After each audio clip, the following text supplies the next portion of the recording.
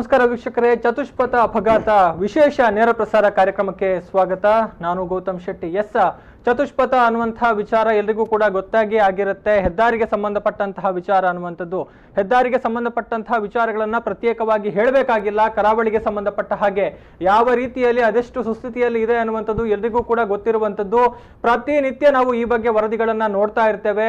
ಆ ಹೆದ್ದಾರಿಗಳಲ್ಲಿ ಸಂಭವಿಸುವಂತಹ ಅಪಘಾತಗಳ ಬಗ್ಗೆ ವರದಿಗಳನ್ನ ಕೊಡ್ತಾ ಇರ್ತೇವೆ. ಅಂದ್ರೆ ಹೆದ್ದಾರಿಗಳು ಅಂತ ಹೇಳಿದ್ರೆ ಈಗ ಮರಣವನ್ನ ಆಹ್ವಾನಿಸುವಂತಹ ಯಮನ ಒಂದು ವಾಹನ ಅಂತ ಹೇಳ್ಬೋದು. ಅಂದ್ರೆ ಯಮ ತನ್ನ ಪಾಶವಾಗಿ ಬಳಸಿಕೊಳ್ತಾ ಇದ್ದಾನೇನೋ ಹೆದ್ದಾರಿಗಳನ್ನ ಅನ್ನುವಂತಹ ಒಂದು ಅನುಮಾನಗಳು ಕೂಡ ಈಗ ವ್ಯಕ್ತ ಆಗ್ತಾ ಇರುವಂತದ್ದು. ಯಾಕಂತ ಹೇಳಿದ್ರೆ ನಿರಂತರವಾಗಿ ಈ ಒಂದು ಹೆದ್ದಾರಿಗಳಲ್ಲಿ ಪ್ರಾಣ ಹಾನಿಗಳು ಸಂಭವಿಸ್ತಾ ಇದೆ ಅನ್ನುವಂಥದ್ದು. ಕರಾವಳಿಯಲ್ಲಂತೂ ನಾವು ಗಮನಿಸಿದ್ದೇವೆ, ಹೆದ್ದಾರಿಗಳು ಅದೆಷ್ಟರ ಮಟ್ಟಿಗೆ ಸಮರ್ಪಕವಾಗಿ ನಿರ್ಮಾಣಗೊಂಡಿದೆ, ಅದೆಷ್ಟರ ಮಟ್ಟಿಗೆ ವಾಹನ ಸಂಚಾರಕ್ಕೆ ಯೋಗ್ಯವಾಗಿದೆ ಅನ್ನುವಂಥದ್ದು. ಎಲ್ಲ ಕಡೆ ನೋಡಿದ್ರು ಕೂಡ ಹೊಂಡ ಗುಂಡಿಗಳು, ಇದರ ನಡುವೆ ಸಂಚಾರವನ್ನ ಮಾಡಿಕೊಂಡು ಹೋಗಬೇಕಾದಂತಹ ಅನಿವಾರ್ಯತೆ ವಾಹನ ಸವಾರರದ್ದು. ಅಂದ್ರೆ ಹೊಂಡ ಗುಂಡಿಗಳ ನಡುವೆ ವಾಹನ ಚಲಾವಣೆ ಮಾಡಬೇಕಿದ್ರೆ ರಸ್ತೆ ಎಲ್ಲಿದೆ ಅಂತ ಹುಡುಕಿಕೊಂಡು ಹೋಗಬೇಕಾದಂತಹ ಪರಿಸ್ಥಿತಿ ಇದೆ.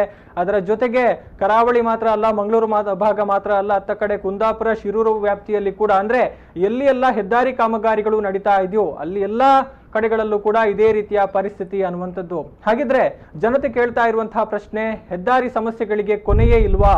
ಇದನ್ನ ನಾವು ಸಮರ್ಪಕವಾಗಿ ಅಥವಾ ಆರಾಮವಾಗಿ ಹೆದ್ದಾರಿಗಳಲ್ಲಿ ಸಂಚಾರವನ್ನ ಮಾಡುವಂಥದ್ದು ಯಾವಾಗ? ಒಂದು ಕಡೆಯಿಂದ ಹೆದ್ದಾರಿ ಕಾಮಗಾರಿ ಪೂರ್ಣಗೊಂಡು ಹೋಗ್ತಾ ಇದೆ ಅನ್ನುವಂತಹ ಸಂದರ್ಭದಲ್ಲಿ ಮತ್ತೊಂದು ಕಡೆಯಿಂದ ಹೆದ್ದಾರಿ ಮತ್ತೆ ಶಿಥಿಲಾವಸ್ಥೆಗೆ ತಲುಪ್ತಾ ಇರುವಂಥದ್ದು, ಹದಗೆಟ್ಟು ಹೋಗಿರುವಂತಹ ಬೆಳವಣಿಗೆಗಳು. ಇಷ್ಟೆಲ್ಲ ಇರುವಾಗ ಹೆದ್ದಾರಿ ಬೇಕಿತ್ತಾ ಅನ್ನುವಂತಹ ಪ್ರಶ್ನೆ ಕೂಡ ಈಗ ಜನಸಾಮಾನ್ಯರ ಮಧ್ಯೆ ಕೇಳಿ ಬರ್ತಾ ಇದೆ. ಹಾಗಿದ್ರೆ ಕರಾವಳಿಯಲ್ಲಿ, ಅದರಲ್ಲೂ ಕೂಡ ಕುಂದಾಪುರ, ಶಿರೂರು ಭಾಗದಲ್ಲಿ ಇರುವಂತಹ ಹೆದ್ದಾರಿಯ ಅಸಲಿ ಸಮಸ್ಯೆಗಳು ಏನು ಅನ್ನುವಂಥದ್ರ ಬಗ್ಗೆ ಒಂದು ವರದಿ ಇದೆ. ಮೊದಲಿಗೆ ಆ ಒಂದು ವರದಿಯನ್ನು ನೋಡ್ಕೊಂಡು ಬರೋಣ.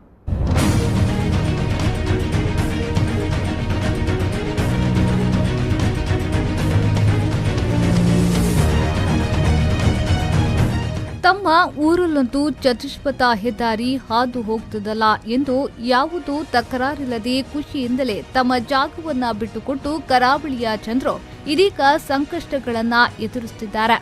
ರಾಷ್ಟ್ರೀಯ ಹೆದ್ದಾರಿ ಅವೈಜ್ಞಾನಿಕ ಕಾಮಗಾರಿಯಿಂದಾಗಿ ಅಪಘಾತಗಳ ಸಂಖ್ಯೆ ದಿನೇ ದಿನೇ ಜಾಸ್ತಿ ಆಗ್ತಾನೇ ಇದೆ.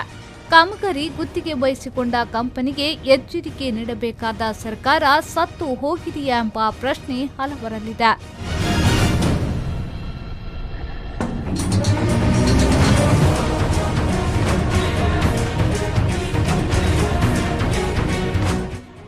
ಹಳ್ಳಿ ಮಿತಿಗಳಲ್ಲಿ ಸರ್ವಿಸ್ ರಸ್ತೆಗಳ ನಿರ್ಮಾಣವಾಗಿಲ್ಲ, ಲಿಂಕ್ ರೋಡ್ ಮೊದಲೇ ಇಲ್ಲ, ದಾರಿದೀಪ, ಬಸ್ ನಿಲ್ದಾಣ ಕಾಮಗಾರಿಯು ಸರಿಯಾಗಿ ನಡೆಸದೆ ಟೋಲ್ ಸಂಗ್ರಹಕ್ಕೆ ಸಜ್ಜಾಗಿರುವ ಐಆರ್ಬಿ ಗುತ್ತಿಗೆ ಕಂಪನಿಯ ವಿರುದ್ಧ ಸಾರ್ವಜನಿಕರು ಆಕ್ರೋಶ ವ್ಯಕ್ತಪಡಿಸುತ್ತಿದ್ದಾರೆ.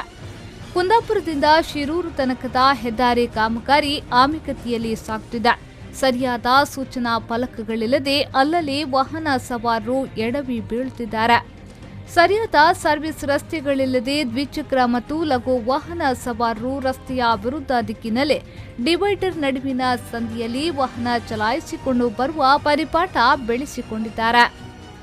ರಾತ್ರಿಯ ವೇಳೆ ಈ ರೀತಿಯ ಸಂಚಾರ ಬಹಳ ಅಪಾಯಕಾರಿಯಾಗಿದ್ದು ಅಪಘಾತಕ್ಕೆ ಎಡೆ ಮಾಡಿಕೊಡುವ ಸಾಧ್ಯತೆ ಹೆಚ್ಚಾಗಿದೆ. ಇದಲ್ಲದೆ ಹಲವು ಪ್ರದೇಶಗಳಲ್ಲಿ ಪಾದಚಾರಿಗಳು ನಡೆದುಕೊಂಡು ಹೋಗಲು ಸೂಕ್ತ ವ್ಯವಸ್ಥೆಗಳಿಲ್ಲ. ಹೀಗಾಗಿ ಪಾದಚಾರಿಗಳು ರಸ್ತೆಯ ಮೇಲೆ ನಡೆದುಕೊಂಡು ಸಾಗಬೇಕಾದ ಅನಿವಾರ್ಯತೆ ಸೃಷ್ಟಿಯಾಗಿದೆ. ಇನ್ನೊಂದೆಡೆ ಪ್ರಸಿದ್ಧ ತ್ರಾಸಿ ಕಡಲ ತೀರದಿಂದ ತ್ರಾಸಿ ಬೈಪಾಸ್ ಕಡೆ ಬರಬೇಕಾದ್ರೆ ಸುಮಾರು 5 ರಿಂದ 6 ಕಿಲೋಮೀಟರ್ ದೂರದ ಮರವಂತಿಯಲ್ಲಿರುವ ರಸ್ತೆ ವಿಭಾಜಕಗಳನ್ನು ದಾಟಿ ಬರಬೇಕು. ತ್ರಾಸಿ ಬೀಚ್ ಸಮೀಪ ಇದ್ದ ತಿರುವನ್ನ ಮುಚ್ಚಲಾಗಿದ್ದು ಕುಂದಾಪುರ ಕಡೆಗೆ ಸಾಗುವ ವಾಹನ ಸವಾರರು ಮರವಂತೆ ತನಕ ಸಾಗಿ ಸುತ್ತು ಹೊಡೆದು ತ್ರಾಸಿ ಬೈಪಾಸ್ ಮೂಲಕ ಕುಂದಾಪುರಕ್ಕೆ ತೆರಳಬೇಕಿದೆ. ರಾಷ್ಟ್ರೀಯ ಹೆದ್ದಾರಿ 66ರ ಅವೈಜ್ಞಾನಿಕ ಕಾಮಗಾರಿಯಿಂದ ರಾಜ್ಯದ ಪ್ರಸಿದ್ಧ ಪ್ರವಾಸೋದ್ಯಮ ತಾಣವಾಗಿರುವ ತ್ರಾಸಿ ಮರವಂತೆ ಬೀಚ್ ಪ್ರವಾಸಿಗರಿಗೆ ದೂರದ ಬೆಟ್ಟವಾಗುವ ಸಾಧ್ಯತೆಗಳಿವೆ. ಈ ಪ್ರದೇಶದಲ್ಲಿ ನಡೆಯುತ್ತಿರುವ ಅವೈಜ್ಞಾನಿಕ ಕಾಮಗಾರಿಯ ಬಗ್ಗೆ ಸ್ಥಳೀಯ ಸಂಸದರು, ಶಾಸಕರು ಹಾಗೂ ಸಂಬಂಧಪಟ್ಟ ಗುತ್ತಿಗೆದಾರರ ಗಮನಕ್ಕೆ ತರಲಾಗಿದ್ರೂ ಯಾವುದೇ ಪ್ರಯೋಜನವಾಗಿಲ್ಲ. ಆನೆ ನಡೆದದೇ ದಾರಿ ಎಂಬಂತೆ ಮನಬಂದಂತೆ ಹೆದ್ದಾರಿ ಕಾಮಗಾರಿ ನಡೆಸಲಾಗುತ್ತಿದೆ ಎಂದು ಸಾರ್ವಜನಿಕರು ಆರೋಪಿಸುತ್ತಿದ್ದಾರೆ. ಪಾದಚಾರಿಗಳು ಹಾಗೂ ಸಾರ್ವಜನಿಕರ ಸುರಕ್ಷತೆಗೆ ಆದ್ಯತೆ ನೀಡಿಲ್ಲ. ಪ್ರಮುಖ ಪ್ರವಾಸೋದ್ಯಮ ತಾಣವಿದ್ರೂ ಈ ಭಾಗದಲ್ಲಿ ಪ್ರವಾಸಿಗರಿಗೆ ಅನುಕೂಲವಾಗುವಂತೆ ರಸ್ತೆಗಳ ನಿರ್ಮಾಣವಾಗಿಲ್ಲ ಎಂಬ ಆರೋಪ ಕೇಳಿಬಂದಿದೆ. ಹೆದ್ದಾರಿ ಚತುಷ್ಪಥ ಕಾಮಗಾರಿ ಪೂರ್ಣಗೊಳ್ಳುವುದರ ಮೊದಲು ತ್ರಾಸಿ ಮರವಂತಿ ಬೀಚ್ ಸಮೀಪ ಹೆದ್ದಾರಿಯಲ್ಲಿ ಯು ತಿರುವು, ಸರ್ವಿಸ್ ರಸ್ತೆ ಹಾಗೂ ಪಾದಚಾರಿಗಳು ಸಂಚರಿಸಲು ಫುಟ್ಪಾತ್ ನಿರ್ಮಿಸಲು ಸೂಕ್ತ ಕ್ರಮ ಕೈಗೊಳ್ಳಬೇಕು ಎಂದು ಜನಪ್ರತಿನಿಧಿಗಳಲ್ಲಿ ಹಾಗೂ ಗುತ್ತಿಗೆದಾರರಲ್ಲಿ ಮನವಿ ಮಾಡಿಕೊಂಡಿರುವ ಸ್ಥಳೀಯರು ಬೇಡಿಕೆಗಳಿಗೆ ಸ್ಪಂದಿಸದಿದ್ದಲ್ಲಿ ಹೋರಾಟದ ಹಾದಿ ತುಳಿಯಲು ನಿರ್ಧರಿಸಿದ್ದಾರೆ. ಶ್ರೀಕಾಂತ್ ಹೆಮ್ಮಾಡಿ, ವಿ4 ನ್ಯೂಸ್ 24/7 ಕುಂದಾಪುರ. ಎಸ್, ಇದು ಕರಾವಳಿಯಲ್ಲಿ ಇರುವಂತಹ ಹೆದ್ದಾರಿಯ ಅವ್ಯವಸ್ಥೆ ಎಷ್ಟರ ಮಟ್ಟಿಗಿದೆ ಅಂತ ಹೇಳಿದ್ರೆ, ಎಲ್ಲೋ ಒಂದು ಕಡೆ ನಮ್ಮ ಭಾಗದಲ್ಲಿ ಹೆದ್ದಾರಿ ಹಾದು ಹೋಗುತ್ತೆ, ಇನ್ನಾದ್ರೂ ನಾವು ಆರಾಮವಾಗಿ ವಾಹನ ಚಲಾವಣೆ ಮಾಡ್ಕೊಂಡು ಹೋಗ್ಬೋದು ಅಂತ ಭಾಗದ ಜನರು ಎಲ್ಲರೂ ಕೂಡ ಆಸೆಯನ್ನ ಇಟ್ಕೊಂಡಿದ್ರು. ಆದ್ರೆ ಈಗ ಆಗ್ತಾ ಇರುವಂತಹ ಸಮಸ್ಯೆಗಳನ್ನು ನೋಡಿದ್ರೆ ಅದು ಯಾವುದಕ್ಕೂ ಕೂಡ ಅದು ಕನಸಿನ ಮಾತು ಅನ್ನುವಂಥದ್ದು ಈಗ ಗೋಚರ ಆಗ್ತಾ ಇರುವಂಥದ್ದು. ಸೊ ಹಾಗಿದ್ರೆ ಒಟ್ಟಾರೆ ಸಮಸ್ಯೆಗಳು ಏನು, ಇಲ್ಲಿ ಎಡವಿದ್ದು ಯಾರು, ಹೆದ್ದಾರಿ ಪ್ರಾಧಿಕಾರವು ಅಥವಾ ಇದನ್ನ ಬೆನ್ನಟ್ಟಬೇಕಿದ್ದಂತಹ ಜನಪ್ರತಿನಿಧಿಗಳು ಅಥವಾ ಸಮಸ್ಯೆಯನ್ನ ನೋಡಿಯೇ ಕೂತ್ಕೊಂಡಂತಹ ಜನರದ್ದು ಅನ್ನುವಂತಹ ಪ್ರಶ್ನೆಗಳು ಕೂಡ ಇಲ್ಲಿ ಉದ್ಭವ ಆಗುತ್ತೆ. ಸೊ ಎಲ್ಲ ವಿಚಾರಗಳ ಬಗ್ಗೆ ನಾವು ಮಾತನಾಡಬೇಕು. ಸೊ ಈ ಎಲ್ಲ ವಿಚಾರಗಳ ಬಗ್ಗೆ ನಮ್ಮ ಜೊತೆಗೆ ಮಾತನಾಡೋದಕ್ಕೆ ಈಗ ಅತಿಥಿಗಳು ಕೂಡ ಇದ್ದಾರೆ. ಮುಖ್ಯವಾಗಿ ಮೊದಲನೆಯದಾಗಿ ಹೆದ್ದಾರಿ ಹೋರಾಟ ಸಮಿತಿ ಕೂಡ ಅಲ್ಲಿ ರೂಪುಗೊಂಡಿರುವಂಥದ್ದು. ಅಲ್ಲಿ ನಡೀತಾ ಇರುವಂತಹ ಮತ್ತೊಂದು ಬೆಳವಣಿಗೆಯನ್ನು ನಾವು ಇಲ್ಲಿ ಹೇಳಬೇಕಾಗುತ್ತೆ. ಅಂದ್ರೆ ಹೆದ್ದಾರಿ ಕಾಮಗಾರಿಗಳು ಅಸಮರ್ಪಕವಾಗಿ ನಡೆದಿದೆ, ಅವೈಜ್ಞಾನಿಕವಾಗಿ ನಡೀತಾ ಇದೆ. ಅದರ ಬೆನ್ನಲ್ಲೂ ಕೂಡ ಅಲ್ಲಿ ಈಗ ಟೋಲ್ ಸಂಗ್ರಹ ಮಾಡೋದಕ್ಕೆ ಸದ್ದಿಲ್ಲದೆ, ಅಂದ್ರೆ ಶಿರೂರಿನಲ್ಲಿ ಟೋಲ್ ಗೇಟ್ ಅನ್ನ ಸ್ಥಾಪನೆ ಮಾಡಿ ಅಲ್ಲಿ ಟೋಲ್ ಸಂಗ್ರಹ ಮಾಡೋದಕ್ಕೆ ಪ್ರಯತ್ನಗಳು ನಡೀತಾ ಇದೆ ಅನ್ನುವಂಥದ್ದು. ಸೊ ಇದರ ವಿರುದ್ಧ ಕೂಡ ಈಗಾಗಲೇ ಹೋರಾಟ ಸಮಿತಿ ಕೂಡ ರೂಪುಗೊಂಡಿದೆ. ಅದರ ಪ್ರಮುಖರು ಕೂಡ ನಮ್ಮ ಜೊತೆಗೆ ಇದ್ದಾರೆ. ಮುಖ್ಯವಾಗಿ ಮೊದಲನೇದಾಗಿ ನಮ್ಮ ಜೊತೆಗೆ ಇರುವಂತವರು ಅರುಣ್ ಕುಮಾರ್ ಶಿರೂರು, ಪತ್ರಕರ್ತರು ಕೂಡ ಹೌದು, ಜೊತೆಗೆ ಹೋರಾಟ ಸಮಿತಿಯ ಪ್ರಮುಖರು ಕೂಡ ಆಗಿದ್ದಾರೆ. ಸರ್, ಕಾರ್ಯಕ್ರಮಕ್ಕೆ ಸ್ವಾಗತ. ಅದರ ಜೊತೆಗೆ ನಮ್ಮ ಜೊತೆಗೆ ತಾಲೂಕು ಪಂಚಾಯತ್ ಸದಸ್ಯರಾಗಿರುವಂತಹ ಪುಷ್ಪರಾಜ್ ಶೆಟ್ಟಿ ಅವರು ಕೂಡ ನಮ್ಮ ಜೊತೆ ಅತಿಥಿಗಳಾಗಿ ಜಾಯ್ನ್ ಆಗಿದ್ದಾರೆ. ಸರ್, ತಮಗೂ ಕೂಡ ಕಾರ್ಯಕ್ರಮಕ್ಕೆ ಸ್ವಾಗತ. ಅದರ ಜೊತೆಗೆ ಬೈಂದೂರು ಬ್ಲಾಕ್ ಯೂತ್ ಕಾಂಗ್ರೆಸ್ನ ಅಧ್ಯಕ್ಷರಾಗಿರುವಂತಹ ಶೇಖರ್ ಪೂಜಾರಿ ಅವರು ಕೂಡ ನಮ್ಮ ಜೊತೆಗೆ ಅತಿಥಿಗಳಾಗಿ ಜಾಯ್ನ್ ಆಗಿದ್ದಾರೆ. ಸರ್, ತಮಗೂ ಕೂಡ ಕಾರ್ಯಕ್ರಮಕ್ಕೆ ಸ್ವಾಗತ. ಎಸ್ ವೀಕ್ಷಕರೇ, ತಾವು ಕೂಡ ಈ ಒಂದು ವಿಚಾರದ ಬಗ್ಗೆ ತಮ್ಮ ಅಭಿಪ್ರಾಯಗಳನ್ನು ಹಂಚಿಕೊಳ್ಬಹುದು. ನಮ್ಮ ಟಿವಿ ಸ್ಕ್ರೀನ್ನ ಮೇಲೆ ನಮ್ಮ ನಂಬರ್ ಬರ್ತಾ ಇದೆ. ಸೊ ತಾವು ಕೂಡ ಈ ಒಂದು ಸಂಖ್ಯೆಗೆ ಕರೆಯನ್ನು ಮಾಡುವ ಮೂಲಕ ಈ ಒಂದು ವಿಚಾರಕ್ಕೆ ಸಂಬಂಧಪಟ್ಟ ಹಾಗೆ ತಮ್ಮ ಅಭಿಪ್ರಾಯಗಳನ್ನು ಇಲ್ಲಿ ಹಂಚಿಕೊಳ್ಬಹುದು ಅನ್ನುವಂಥದ್ದು. ಎಸ್, ಇನ್ನು ವಿಚಾರಕ್ಕೆ ಬರೋದಿದ್ರೆ ಮೊದಲನೇದಾಗಿ ನಾನು ನಿಮ್ಮದಲ್ಲೇ ಆರಂಭವನ್ನು ಮಾಡೋದಕ್ಕೆ ಬಯಸ್ತೇನೆ ಅನ್ನುವಂಥದ್ದು. ಸರ್, ನಿರಂತರವಾಗಿ ನಾವು ಕೂಡ ನೋಡ್ಕೊಂಡು ಬರ್ತಾ ಇದ್ದೇವೆ ಯಾವ ರೀತಿ ಸಮಸ್ಯೆಗಳಿದೆ ಅನ್ನುವಂಥದ್ದು. ಏನು ಹೇಳ್ತೀರಿ, ತಮ್ಮ ಪ್ರಕಾರ ಏನು ಇದಕ್ಕೆ ಕಾರಣ ಅನ್ನುವಂಥದ್ದು? ಸಾಮಾನ್ಯವಾಗಿ ಈಗ ನಾಗರಿಕತೆ ಬೆಳೆದ ಹಾಗೆ, ಪ್ರಗತಿ ಆಗದಾಗೆ ಹೊಸ ಹೊಸ ಯೋಜನೆಗಳು ಬರುವಂಥದ್ದು ಸಹಜ. ನಾವು ಅದನ್ನು ಸ್ವಾಗತಿಸಲೇಬೇಕಾಗ್ತದೆ. ಬಹುಶಃ ನಮ್ಮ ಭಾಗದಲ್ಲಿ ಕೊಂಕಣ ರೈಲ್ವೆ ಬಳಿಕ ಅತಿ ದೊಡ್ಡ ಯೋಜನೆ ಬಂದಿರುವಂಥದ್ದು ಈ ಚತುಷ್ಪಥ ಕಾಮಗಾರಿ. ನಮಗೆ ಬಹಳ ಸಂತೋಷ. ಮತ್ತು ನಾವು ಅಭಿವೃದ್ಧಿಯ ವಿರೋಧವಾಗಿ ಮಾತಾಡ್ತಾ ಇಲ್ಲ, ಅಭಿವೃದ್ಧಿಯನ್ನು ಸ್ವಾಗತಿಸ್ತಾ ಏನು ಚತುಷ್ಪಥ ಕಾಮಗಾರಿ ಯೋಜನೆಗಳಿವೆ ಆ ನಿಯಮಗಳ ಪ್ರಕಾರ ಹೋಗ್ತಾ ಇರಬೇಕಾದ್ರೆ ಅದರಿಂದ ಈಗ ಏನು ಲಾಭ ಆಗಬೇಕು, ಏನು ಜನರಿಗೆ ಅನುಕೂಲ ಆಗಬೇಕಾಗೋದಕ್ಕಿಂತ ಹೆಚ್ಚಾಗಿ ಆರಂಭದ ದಿನದಲ್ಲೇ ಇವತ್ತು ಜನರಿಗೆ ತುಂಬಾ ತೊಂದರೆಗಳಾಗ್ತದೆ. ನಿಯಮದ ಪ್ರಕಾರ ತುಂಬಾ ಮಾರ್ಪಾಟುಗಳನ್ನ ಅವರು ಕಾನೂನುಗಳನ್ನ ಪಾಲಿಸ್ಕೊಂಡು ಹೋಗ್ಬೇಕು ಅನ್ನೋದನ್ನ ಗಾಳಿಗೆ ತೂರಿ ಮಾಡ್ತಾ ಇರೋದ್ರ ಬಗ್ಗೆ ನಮ್ಮ ಸಾರ್ವಜನಿಕರ ಆಕ್ಷೇಪಗಳಿರುವುದು. ಎಸ್ ಸೊ ಅದು ಈಗ ಸಮಸ್ಯೆಗೆ ಕಾರಣ ಅನ್ನೋದು ಒಂದು ವಿಚಾರ. ಎಸ್, ಪುಷ್ಪರಾಜ್ ಶೆಟ್ಟಿ ಅವರು ತಾವೇನು ಹೇಳ್ತೀರಿ ಒಂದು ವಿಚಾರಕ್ಕೆ ಸಂಬಂಧಪಟ್ಟ ಹಾಗೆ? ರಾಷ್ಟ್ರೀಯ ಹೆದ್ದಾರಿ ಕೇವಲ ರಾಷ್ಟ್ರದ ಇದಕ್ಕೆ ಸೀಮಿತವಾದದಲ್ಲ, ನಮ್ಮ ಗ್ರಾಮಗಳಿಗೂ ಅದು ಮುಖ್ಯವಾದ ರಸ್ತೆ. ಖಂಡಿತ ಆ ಮುಖ್ಯವಾದ ರಸ್ತೆಗೆ ಅತಿ ಅವಶ್ಯಕವಾದ ಸರ್ವಿಸ್ ರೋಡನ್ನೇ ಅವರು ಮಾಡ್ತಾ ಇಲ್ಲ. ಅದಲ್ಲದೆ ಕಾಮಗಾರಿ ಯಾವತ್ತಿಂದ ಪ್ರಾರಂಭವಾಗಿದೆ, ಶಿರೂರಿಂದ ತಲ್ಲೂರು ತನಕ ರಾಷ್ಟ್ರೀಯ ಹೆದ್ದಾರಿ ಹೊಂದಿಕೊಂಡಂತ ಗ್ರಾಮ ಪಂಚಾಯತಿನ ಎಲ್ಲ ಕುಡಿಯುವ ನೀರಿನ ಪೈಪ್ಗಳನ್ನು ಅವರು ಹಾಳು ಮಾಡಿದ್ದಾರೆ. ಇವತ್ತಿಗೆ 3 ವರ್ಷ ಆದರೂ ಯಾವುದನ್ನು ಸಹ ಸರಿ ಮಾಡಲಿಲ್ಲ. ಶಿರೂರಿನಲ್ಲೇ ಸುಮಾರು 2 ಕಿಲೋಮೀಟರ್ ಪೈಪ್ ಲೈನ್ ಅನ್ನು ಅವರು ಹಾಳು ಮಾಡಿದ್ದಾರೆ. ಕೇವಲ 650 ಮೀಟರ್ ಅನ್ನು ಮಾತ್ರ ಸರಿ ಮಾಡಿದ್ದಾರೆ. ಹಾಗೆ ಇಡೀ ನಮ್ಮ ತಲ್ಲೂರು ತನಕ ರಾಷ್ಟ್ರೀಯ ಹೆದ್ದಾರಿಯನ್ನ ಹೊಂದ್ಕೊಂಡಂತ ಎಲ್ಲ ಗ್ರಾಮ ಪಂಚಾಯತ್ನ ಪೈಪ್ ಲೈನ್ ಅನ್ನ ಹಾಳು ಮಾಡಿದ್ದಾರೆ. ಅದಕ್ಕಾಗಿ ಏನಾಗಿದೆ ಅಂದ್ರೆ ಸುಮಾರು 1 ಕೋಟಿ ಚಿಲ್ಲರೆ ಟ್ಯಾಂಕರ್ನಿಂದ ನೀರು ಕೊಡ್ಬೇಕಾಗಿ ಬಂತು ಆ ಪಂಚಾಯತ್ನವರು. ಅದರಲ್ಲಿ ಸುಮಾರು 50 ಲಕ್ಷಕ್ಕೆ ನೇರವಾಗಿ IRB ಕಂಪನಿಯ ಕಾರಣ. ಈ 5 ಮತ್ತು 6 ಇಂಚಿನ ಪೈಪ್ಗಳನ್ನು ಏನು ರಾಷ್ಟ್ರೀಯ ಹೆದ್ದಾರಿಯ ಬದಿಗೆ ಹಾಕಿದ್ದಾರೆ ಅದೆಲ್ಲ ಡಿಸ್ಕನೆಕ್ಟೆಡ್ ಆಗಿದೆ. ಅದರಿಂದ ಆ 50 ಲಕ್ಷ ಏನು ಹೆಚ್ಚಿಗೆ ನಾವು DC ಬಿಲ್ನಿಂದ ಕೊಡಬೇಕಾದಂತ ಪರಿಸ್ಥಿತಿಗೆ IRB ಹೊಣೆಯಾಗಿದೆ. ಓಕೆ ಎಸ್, ಶೇಖರ್ ಪೂಜಾರಿ ಅವರು ತಾವೇನು ಹೇಳ್ತೀರಿ? ರಾಷ್ಟ್ರೀಯ ಹೆದ್ದಾರಿ ವಿಚಾರ ಅಭಿವೃದ್ಧಿ ಆಗ್ತಾ ಇರೋದಕ್ಕೆ ನಮ್ದೇನು ಆಕ್ಷೇಪ ಇಲ್ಲ, ಒಳ್ಳೇದು ಇದಾಗುತ್ತೆ. ಆದ್ರೆ ಸ್ಥಳೀಯ ಜನರಿಗೆ ತೊಂದರೆ ಕೊಟ್ಟು ಯಾವುದೇ ಅಭಿವೃದ್ಧಿ ಮಾಡೋದು ಸರಿಯಲ್ಲ. ಮತ್ತು ಆ ಅಭಿವೃದ್ಧಿ ಮಾಡುವಾಗ ಸ್ಥಳೀಯ ಏನ್ ಸಮಸ್ಯೆ ಇದೆ ಅದನ್ನ ಮೊದಲು ಬಗೆಹರಿಸಿ, ಆ ಸಂಬಂಧಪಟ್ಟ ಇಲಾಖೆ ಇರಬಹುದು ಅಥವಾ ಸಂಬಂಧಪಟ್ಟ ಯಾವ ಗುತ್ತಿಗೆ ತಗೊಂಡಂತ IRB ಕಂಪನಿಯವರು ಇರ್ಬೋದು, ಆ ಸ್ಥಳೀಯ ಏನ್ ಸಮಸ್ಯೆ ಇದೆ ಅದನ್ನ ಬಗೆಹರಿಸಿ ಆ ಅಭಿವೃದ್ಧಿ ಕಾರ್ಯನ ಮಾಡಬೇಕೆ ಹೊರತು ಆ ಸಮಸ್ಯೆನ ಹುಟ್ಟುಹಾಕಿ ಆ ಸ್ಥಳೀಯವಾಗಿ ನೂರಾರು ಸಮಸ್ಯೆ ಹುಟ್ಟುಹಾಕಿ ತುಂಬಾ ಜನ ನೂರಾರು ಜನ ಅಪಘಾತದಲ್ಲಿ ಸಾವಿಗೀಡಾಗಿದ್ದಾರೆ, ಸಾವು ನೋವಾಗಿದೆ. ಅದನ್ನೆಲ್ಲ ಹುಟ್ಟಾಕಿ ಸಮಸ್ಯೆಗಳನ್ನು ಹುಟ್ಟಾಕಿ ಅಭಿವೃದ್ಧಿ ಮಾಡುವುದಲ್ಲ. ಅಂದ್ರೆ ಜನರಿಗೆ ಸಮಸ್ಯೆ ಆಗುವಂತದ್ದು ಬೇಡ ಅನ್ನುವಂಥದ್ದು. ಹಾಗಿದ್ರೆ ಇದಕ್ಕೆ ಕಾರಣಗಳು ಏನು ಅನ್ನುವಂಥ ಸರ್, ಅಂದ್ರೆ ತಾವು ಗಮನಿಸಿದಾಗ ಏನು ಕಾರಣಗಳು ಅನ್ನುವಂಥದ್ದು ಅವರಿಗೆ ಆಗಿರೋದಕ್ಕೆ? ಏನು 2013ರಲ್ಲಿ IRB ಕಂಪನಿ ಏನು ಅಗ್ರಿಮೆಂಟ್ ಮಾಡ್ಕೊಂಡಿದೆ, 2014ರಲ್ಲಿ ಕಾಮಗಾರಿಯನ್ನು ಆರಂಭಿಸಿದೆ. ಆ ಹಂತಲ್ಲಿ ಈಗ ಎಷ್ಟೋ ನೂರಾರು ಕುಟುಂಬಗಳು ರಸ್ತೆ ಬದಿಯಲ್ಲಿ ಅಂಗಡಿ ಮಾಡ್ಕೊಂಡವರು ಅಥವಾ ದಾಖಲೆಗಳಿಲ್ಲದೆ ಬೀಡಂಗಡಿ ಈ ತರ ಮಾಡ್ಕೊಂಡಿದ್ದವ್ರನ್ನ ಎಬ್ಬಿಸಿದ್ರು. ಅದನ್ನ ಎಲ್ಲರೂ ಕೂಡ ಒಪ್ಕೊಂಡಿದ್ದೇವೆ. ನಾವು ಕೂಡ ಆ ಹಂತದಲ್ಲಿ ಒಂದು ನಿರೀಕ್ಷೆ ಇತ್ತು. ಅದಾದ ಬಳಿಕ ಜಾಗ ಒತ್ತುವರಿ ಇತ್ತು. ಅದಕ್ಕಿಂತ ಬಹಳ ದೊಡ್ಡದಂತ ಹೇಳಿದ್ರೆ ರಸ್ತೆ ಬರೀ ಎರಡೂ ಕಡೆ ಇರ್ತಕ್ಕಂಥ ಅಷ್ಟು ಮರಗಳನ್ನ ಕಡಿದ್ರು. ಅದಕ್ಕೆ ಬದಲಿ ವ್ಯವಸ್ಥೆ ನಿಯಮದ ಪ್ರಕಾರ ಬೇರೆ ಕಡೆ ಅದನ್ನ ಪ್ಲಾಂಟ್ ಮಾಡ್ಬೇಕು ಅನ್ನುವಂಥದ್ದು ಇದೆ. ಅದು ಇನ್ನೂ ಕೂಡ ಎಲ್ಲಿ ಆಗಿದೆ ಏನೋದ್ರ ಬಗ್ಗೆ ಯಾರು ಕೂಡ ಅದ್ರ ಬಗ್ಗೆ ಗಮನ ಹರಿಸಲಿಲ್ಲ. ಅದು ಒಂದು ಕಡೆ ಅವ್ರದ್ದೇ ಆದ ನಿಯಮದ ಪ್ರಕಾರ ಆಗ್ತಾ ಇದೆ. ಸೊ ಈಗ ಅಲ್ಲಿಂದ ಆರಂಭದಿಂದ 2015ರಿಂದ ಇಲ್ಲಿವರೆಗೆ ಏನು ಕಾಮಗಾರಿಯನ್ನ ಮಾಡ್ತಾ ಇದ್ದಾರೆ, ಪ್ರತಿ ಹಂತದಲ್ಲೂ ಕೂಡ ನಿಯಮಗಳನ್ನ ಗಾಳಿಗೆ ತೋರಿ ಮಾಡುವಂಥದ್ದು. ಒಂದು ಲೋಡು ಮಣ್ಣನ್ನ ಅಥವಾ ರಸ್ತೆಯನ್ನು ಮಾಡಬೇಕಿದ್ರು ಕೂಡ ನೀರನ್ನ ಸಿಂಪಡಿಸ್ಕೊಂಡು ಬಳಿಕ ಅವರು ಆ ಮಣ್ಣನ್ನು ಆಡಬೇಕು. ಅದನ್ನ ಮಾಡಲಿಲ್ಲ. ಎಲ್ಲದಕ್ಕಿಂತ ಹೆಚ್ಚಾಗಿ ನಮ್ದು ಕರಾವಳಿ ಪ್ರದೇಶ, ಇಲ್ಲಿ ಮಳೆಯ ಪ್ರಮಾಣ ಜಾಸ್ತಿ ಇದೆ. ಯಾವ ಹಂತದಲ್ಲೂ ಕೂಡ ಇಲ್ಲಿನ ಮಣ್ಣನ್ನ ಪರೀಕ್ಷೆ ಮಾಡದೆ ರಸ್ತೆಗಳನ್ನ ನಿರ್ಮಾಣ ಮಾಡಿದ್ದಾರೆ. ಶೇಡಿ ಮಣ್ಣಿನ ಮುಖಾಂತರ ಅವೈಜ್ಞಾನಿಕತೆ ಅನ್ನುವಂಥದ್ದು ಪ್ರತಿಯೊಂದು ಹಂತದಲ್ಲೂ ಕೂಡ ಇಲ್ಲಿ ಅವೈಜ್ಞಾನಿಕತೆ ಕಂಡು. ಇನ್ನಷ್ಟು ಮಾತನಾಡ್ತೀನಿ. ಒಬ್ರು ಈಗ ಕಾಲರ್ ರೆಡಿ ಇದ್ದಾರೆ. ಹಲೋ, ನಮಸ್ತೆ ಸರ್, ತಮ್ಮ ಹೆಸರು ಮತ್ತೆ ಎಲ್ಲಿಂದ ಕರೆಯನ್ನ ಮಾಡ್ತಾ ಇದ್ದೀರಾ ಅನ್ನುವಂಥದ್ದು? ಎಸ್, ಹೇಳಿ ಸರ್, ಈ ಒಂದು ಸಮಸ್ಯೆಯ ಬಗ್ಗೆ ತಮ್ಮ ಅಭಿಪ್ರಾಯ. ಅಂದ್ರೆ ತುಂಬಾ ವರ್ಷಗಳಿಂದ IRB ಅವರ ಕಳಪೆ ಕಾಮಗಾರಿಯನ್ನು ನಾವು ನೋಡ್ತಾ ಇದ್ದೀವಿ, ಅನುಭವಿಸ್ತಾ ಇದ್ದೀವಿ. ಸಾಕಷ್ಟು ಅಪಘಾತಗಳನ್ನು ನಾವು ನೋಡ್ತಾ ಇದ್ದೇವೆ. ನೇರವಾಗಿ ಹೇಳ್ಬೇಕಂದ್ರೆ IRB ಅಧಿಕಾರಿಗಳು ಇವತ್ತು ಉಡುಪಿ ಜಿಲ್ಲೆಗೆ ಅಥವಾ ನಮ್ಮ ಕರಾವಳಿ ಭಾಗಕ್ಕೆ ಹಲವಾರು ಹೆಣಗಳನ್ನು ಹೊತ್ತು ತಗೊಂಡು ಹೋಗ್ಬೇಕಂತ ನಿರ್ಧಾರ ಮಾಡಿ ಬಂದಿರ್ಬೇಕಂತ ನನ್ನ ಒಂದು ಆಲೋಚನೆ. ಹಲವಾರು ವರ್ಷದಿಂದ ನಾವು ಅನುಭವಿಸ್ತೇವೆ. ಸಾಕಷ್ಟು ಅಪಘಾತಗಳನ್ನು ಅನುಭವಿಸಿದ್ದೇವೆ. ಸಾಕಷ್ಟು ಜನರನ್ನ ಕಳ್ಕೊಂಡಿದ್ದೇವೆ. ಅಪಘಾತಗಳು ಕೇಸ್ಗಳು ಜಾಸ್ತಿನೇ ಆಗ್ತಾ ಇದೆ ಹೊರತು ಕಡಿಮೆ ಆಗ್ತಾ ಇಲ್ಲ. ಹೇಗಾಗಿದೆ ಅಂದ್ರೆ IRB ಅಧಿಕಾರಿಗಳು ಇಂಜಿನಿಯರ್ ಕೋರ್ಸ್ ಅನ್ನ ಮಾಡಿ ಬಂದು ಈ ಕಾಮಗಾರಿಯನ್ನು ಮಾಡ್ತಾ ಇರೋ ರೀತಿ ಇಲ್ಲ, ನಾಯಿತಿಯನ್ನು ಮಾಡ್ತಾ ಇದ್ದಾರೆ.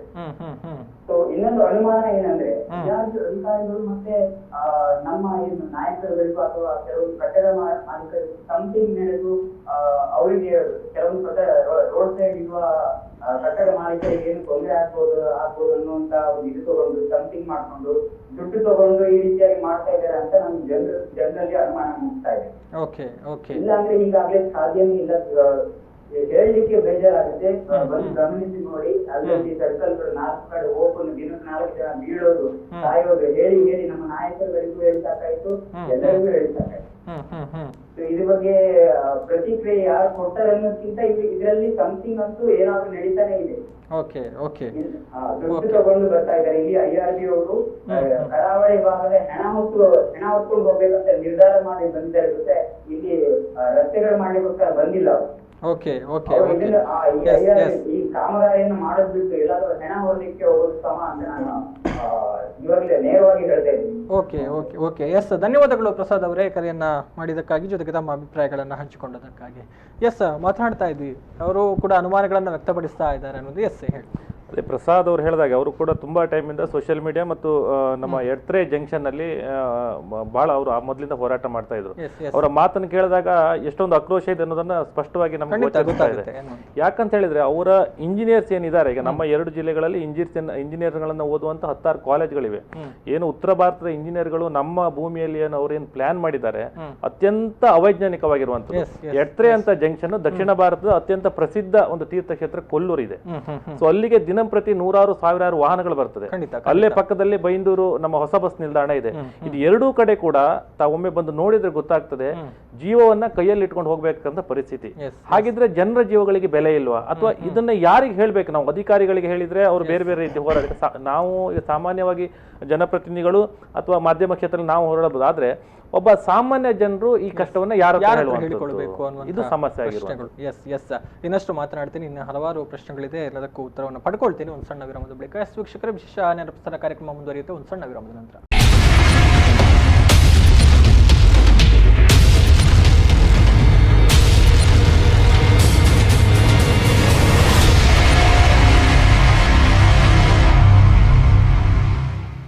ಮತ್ತೊಮ್ಮೆ ಸ್ವಾಗತ ವೀಕ್ಷಕರೇ. ಚತುಷ್ಪಥ ಅಪಘಾತ ವಿಶೇಷ ನೇರ ಪ್ರಸಾರ ಕಾರ್ಯಕ್ರಮಕ್ಕೆ. ಕರಾವಳಿಯ ಹೆದ್ದಾರಿಯ ವ್ಯವಸ್ಥೆಗಳು, ಮುಖ್ಯವಾಗಿ ಕುಂದಾಪುರ ಶಿರೂರು ವ್ಯಾಪ್ತಿಯಲ್ಲಿರುವಂತಹ ವ್ಯವಸ್ಥೆಗಳ ಬಗ್ಗೆ ಇವತ್ತು ವಿಶೇಷವಾಗಿ ನಾವು ಮಾತನಾಡ್ತಾ ಇರುವಂಥದ್ದು.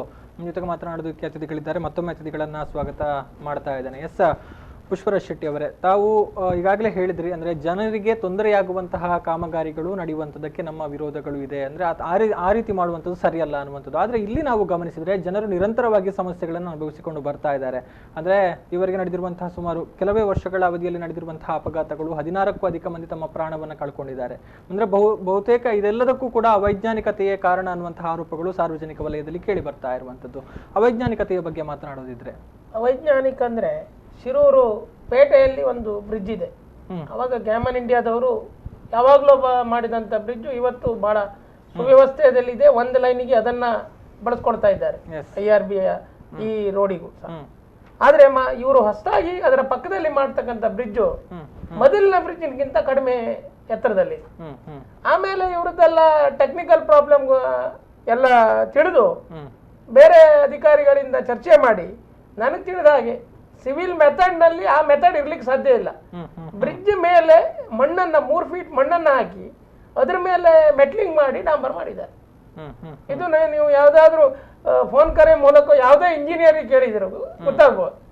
ಬ್ರಿಡ್ಜ್ ಮೇಲೆ ಮಣ್ಣನ್ನ ಹಾಕಿ ಅದ್ರ ಮೇಲೆ ಮೆಟ್ಲಿಂಗ್ ಮಾಡಿ ಕಾಮಗಾರಿ ಮಾಡಿದ್ರೆ ಅಷ್ಟು ವೈಜ್ಞಾನಿಕ. ಅದು ದೊಡ್ಡ ಅದಂತ ಹೊಳೆ, ಗುಡ್ಡದ ಹೆಚ್ಚಿಗೆ ಮಳೆಗಾಲದಲ್ಲಿ ನೆರೆ ಬರುವಂತ ಸಮಯದಲ್ಲಿ ಈ ದೊಡ್ಡ ಮರಗಳು ಅಡ್ಡವಾಗಿ ಬಂದ್ರೆ ಖಂಡಿತವಾಗಿ ಎರಡೂ ಕಡೆಯಲ್ಲೂ ಪ್ರವಾಹ ಒಳಗೆ ಹೋಗ್ತದೆ. ಸೇತುವೆಗೆ ಹಾನಿ ಆಗುವಂತ ಅಷ್ಟು ಅವೈಜ್ಞಾನಿಕ ಎಲ್ಲಾ ಕಾಮಗಾರಿಗಳು. ಅವ್ರು ಬೆಳಿಗ್ಗೆ ನಾವು ಶಿರೂರಿಂದ ಹೊರಟ್ರೆ ಸಂಜೆ ನಾವು ಶಿರೂರಿಗೆ ಹೋಗುವಾಗ ಅವ್ರು ಎಲ್ಲಿ ಇದನ್ನ ಬ್ಯಾರಿಕೇಡ್ ನನ್ನ ಹಾಕ್ತಾರೆ, ಬೆಳಿಗ್ಗೆ ನಾವು ಬರುವಾಗ ಇರುವುದಿಲ್ಲ, ಅಲ್ಲಿ ಇರ್ತದೆ. ಎಲ್ಲ ಹಾಕಿರ್ತಾರೋ ಅಲ್ಲಿ ಇರುವುದಿಲ್ಲ. ಹಾಗಾಗಿ ಅಪಘಾತಗಳಾಗ್ಲಿಕ್ಕೆ ಮೊದಲೊಂದು ಅವೈಜ್ಞಾನಿಕ ರೀತಿಯಲ್ಲಿ ಬ್ಯಾರಿಕೇಡ್ ಗಳನ್ನ ಅಳವಡಿಸುವಂತದ್ದು. ಸರ್ವಿಸ್ ರೋಡ್ಗಳು ಅಪ್ರೋಚ್ ರೋಡ್ ಇಲ್ಲ.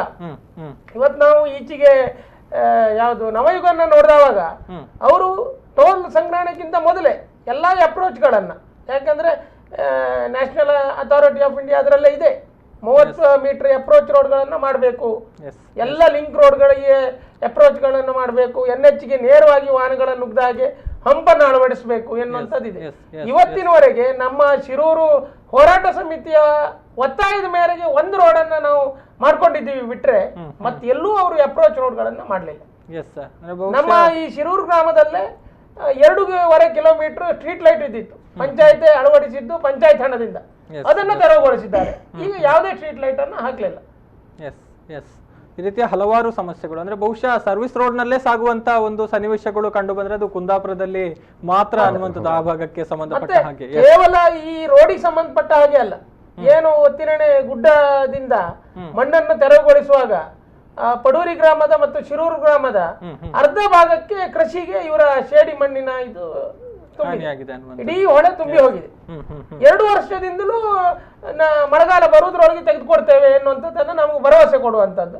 ಸಡನ್ ಆಗಿ ಮಳೆ ಬಂದ್ಮೇಲೆ ನಾವು ಅವ್ರ ಹತ್ರ ಹೇಳಿಯೂ ಅದನ್ನು ತೆಗಿಸ್ಲಿಕ್ಕೆ ಆಗುದಿಲ್ಲ, ನಾವು ಹೇಳಿಯೂ ದಂಡ ಆಗ್ತದೆ.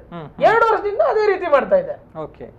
ಎಸ್, ಈಗ ಕರೆಯನ್ನ ಮಾಡಿದಂತಹ ಸಾರ್ವಜನಿಕರ ಅಭಿಪ್ರಾಯದಲ್ಲಿರುವಂಥ ಅಥವಾ ಸಾರ್ವಜನಿಕರ ವಲಯದಲ್ಲಿ ಸಾಮಾನ್ಯವಾಗಿ ಕೇಳಿ ಬರ್ತಾ ಇರುವಂತಹ ಮಾತು ಅದೇ ಇಲ್ಲಿ ಪ್ರತಿಧ್ವನಿತ ಆಯ್ತು ಅಂತ ನಾವು ಅಂದ್ಕೊಳ್ಬಹುದು. ಅಂದ್ರೆ ಒಳ ಒಪ್ಪಂದಗಳು ಏನೋ ಆಗಿದೆ ಅನ್ನುವಂತಹ ಒಂದು ಅನುಮಾನ ಅನ್ನುವಂಥದ್ದು. ಎಸ್, ಅದರ ಬಗ್ಗೆ ಏನ್ ಹೇಳ್ತೀರಿ ಅನ್ನುವಂಥದ್ದು? ಸರಿ, ಈ ಒಳ ಒಪ್ಪಂದ ಏನಾಗಿದೋ ನಮಗೂ ಗೊತ್ತಿಲ್ಲ. ಆದ್ರೆ ಈ ಎಲ್ಲ ಸಾರ್ವಜನಿಕರು ಅಥವಾ ಜನರು ಏನು ಸಾವು ನೋವಾಗಿದೆ ಇದಕ್ಕೆಲ್ಲ ಕಾರಣ IRB ಸಂಸ್ಥೆಯ ಅವೈಜ್ಞಾನಿಕ ಕಾಮಗಾರಿ ಹಾಗೂ ಕಳಪೆ ಕಾಮಗಾರಿ. ಇದನ್ನ ಕಂಟ್ರೋಲ್ ಮಾಡಬೇಕಾಗಿರೋದು ನಮ್ಮ ಸ್ಥಳೀಯ ಸಂಸದರು. ಸ್ಥಳೀಯ ಸಂಸದರು ಚುನಾವಣೆ ಸಂದರ್ಭದಲ್ಲಿ ಬೈಂದೂರು ಭಾಗಕ್ಕೆ ಬರೋದಷ್ಟೇ ಬಿಟ್ರೆ ಅಲ್ಲಿ ಏನ್ ಆಗ್ತಾ ಇದೆ ರಾಷ್ಟ್ರೀಯ ಹೆದ್ದಾರಿಯಿಂದ ಏನ್ ಕಾಮಗಾರಿ ಆಗ್ತಾ ಇದೆ ಅದನ್ನ ಏನೂ ನೋಡುವುದಿಲ್ಲ. ಸ್ಥಳೀಯವಾಗಿ ಚುನಾವಣಾ ಸಂದರ್ಭ ಅಥವಾ ಬೇರೆ ಯಾವ್ದಾದ್ರು ಸಂದರ್ಭದಲ್ಲಿ ಬಂದ್ಬಿಟ್ಟು ಹೋಗೋದು ಬಿಟ್ರೆ ಅಲ್ಲಿ ಏನ್ ಆಗ್ತಾ ಇದೆ, ಜನರು ಏನ್ ಸಮಸ್ಯೆ ಇದೆ ಅದನ್ನ ಯಾವ್ದನ್ನೂ ನೋಡ್ತಾ ಇಲ್ಲ. ಜನರು ತುಂಬಾ ಹೋರಾಟ ಕೊಟ್ಟಿದ್ದಾರೆ, ಬೈಂದೂರು ಭಾಗದಲ್ಲಿ ಹೋರಾಟ ಕೊಟ್ಟಿದ್ದಾರೆ, ಮನವಿಗಳನ್ನು ಕೊಟ್ಟಿದ್ದಾರೆ. ನಮ್ಮಲ್ಲಿ ಇಂಥ ಸರ್ವಿಸ್ ವ್ಯವಸ್ಥೆಗಳು ಬೇಕು, ಬಸ್ ಸ್ಟ್ಯಾಂಡ್ಗಳು ಬೇಕು, ಎಲ್ಲಾ ಬಸ್ ಸ್ಟ್ಯಾಂಡ್ಗಳನ್ನ ತೆಗೆದಿದ್ದಾರೆ. ಕುಂದಾಪುರದಿಂದ ಶಿರೂರು ತನಕ ಯಾವುದೇ ಒಂದು ಬಸ್ ಸ್ಟ್ಯಾಂಡ್ ಇಲ್ಲ. ಜನರೆಲ್ಲ ಬಿಸಿಲಲ್ಲೇ ನಿಲ್ಬೇಕು. ಮಳೆಗಾಲದಲ್ಲಿ ಮಳೆಯಲ್ಲೇ ನಿಂತಿದ್ದಾರೆ, ಬೇಸಿಗೆಯಲ್ಲಿ ಬಿಸಿಲಲ್ಲೇ ನಿಂತಿರ್ತಾರೆ. ಯಾವುದೇ ಒಂದು ಟೆಂಪರರಿ ಬಸ್ ಸ್ಟ್ಯಾಂಡ್ ಗಳನ್ನು ಮಾಡಿಲ್ಲ. ಇವಾಗ ನೆಕ್ಸ್ಟ್ ಪರ್ಮನೆಂಟ್ ಬಸ್ ಸ್ಟ್ಯಾಂಡ್ ಗಳನ್ನು ಮಾಡ್ತಾ ಇಲ್ಲ. ಅವ್ರು ಯಾರಿಗೆ ಕೇಳಿದ್ರು ಉತ್ತರ ಇಲ್ಲ. IRB ಅವ್ರಿಗೆ ಕೇಳಿದ್ರೆ ಗೊತ್ತಿಲ್ಲ, ಹೈವೇದವ್ರಿಗೆ ಕೇಳ್ಬೇಕಂತಾರೆ. ಹೈವೇದವ್ರು ನಮ್ಗೆ ಸಿಗೋದಿಲ್ಲ ಸಾಮಾನ್ಯ ಜನರಿಗೆ. ಇದ್ರ ಬಗ್ಗೆ ಸಂಸದರು ಮಾತಾಡ್ತಾ ಇಲ್ಲ, ಯಾರು ಮಾತಾಡ್ತಾ ಇಲ್ಲ ಇದ್ರ ಬಗ್ಗೆ.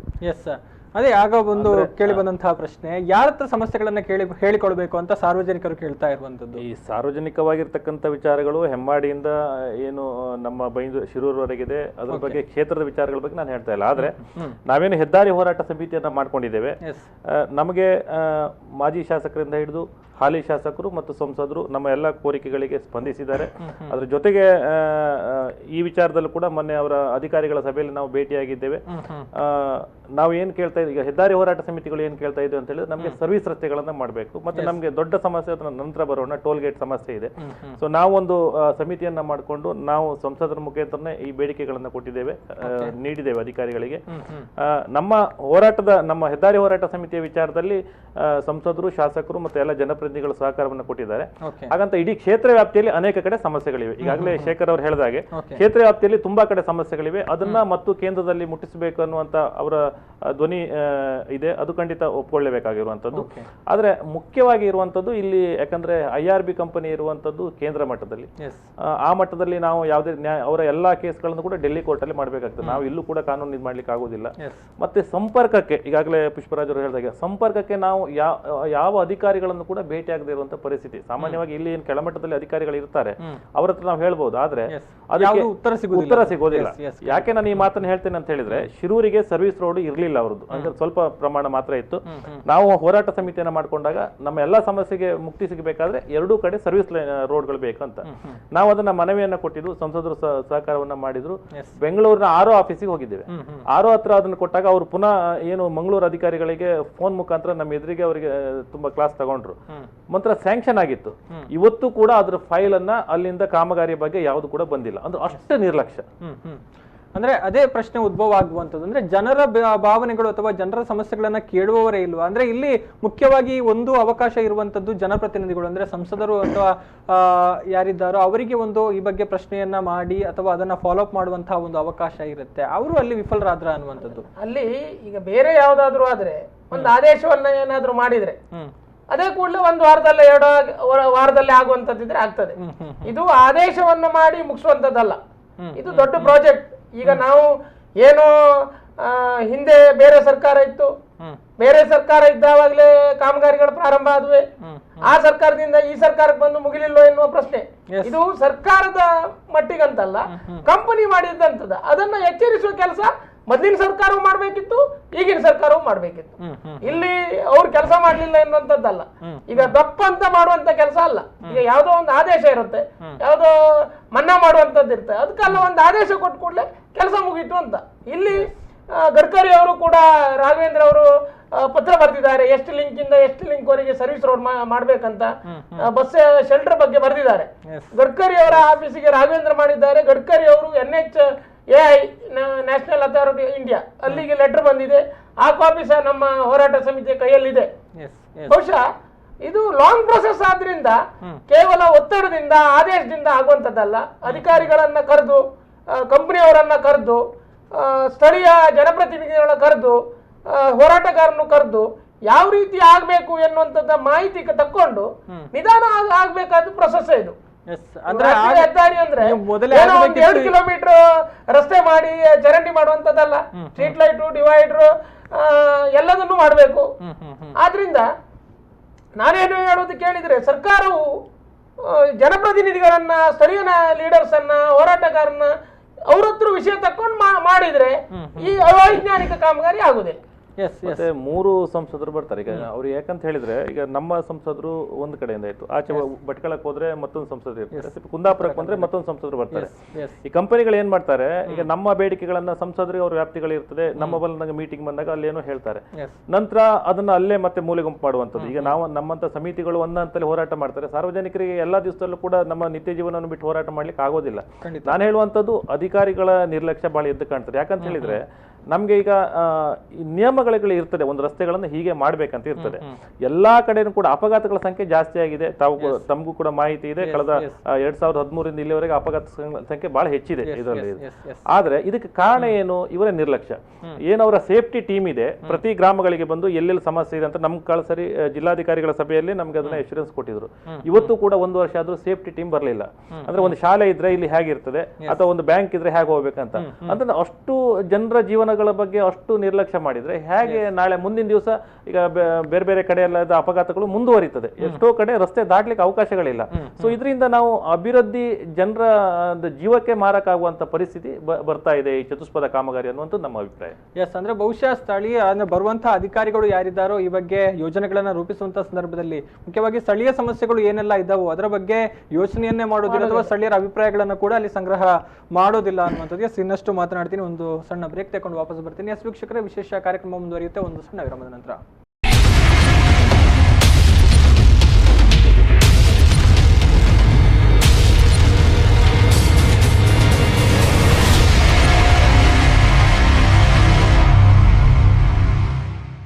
ಮತ್ತೊಮ್ಮೆ ಸ್ವಾಗತ ವೀಕ್ಷಕರೇ. ಚತುಷ್ಪಥ ಅಪಘಾತ ವಿಶೇಷ ನೇರ ಪ್ರಸಾರ ಕಾರ್ಯಕ್ರಮಕ್ಕೆ ಮಾತನಾಡ್ತಾ ಇದ್ವಿ, ಹೆದ್ದಾರಿ ಸಮಸ್ಯೆಗಳ ಬಗ್ಗೆ.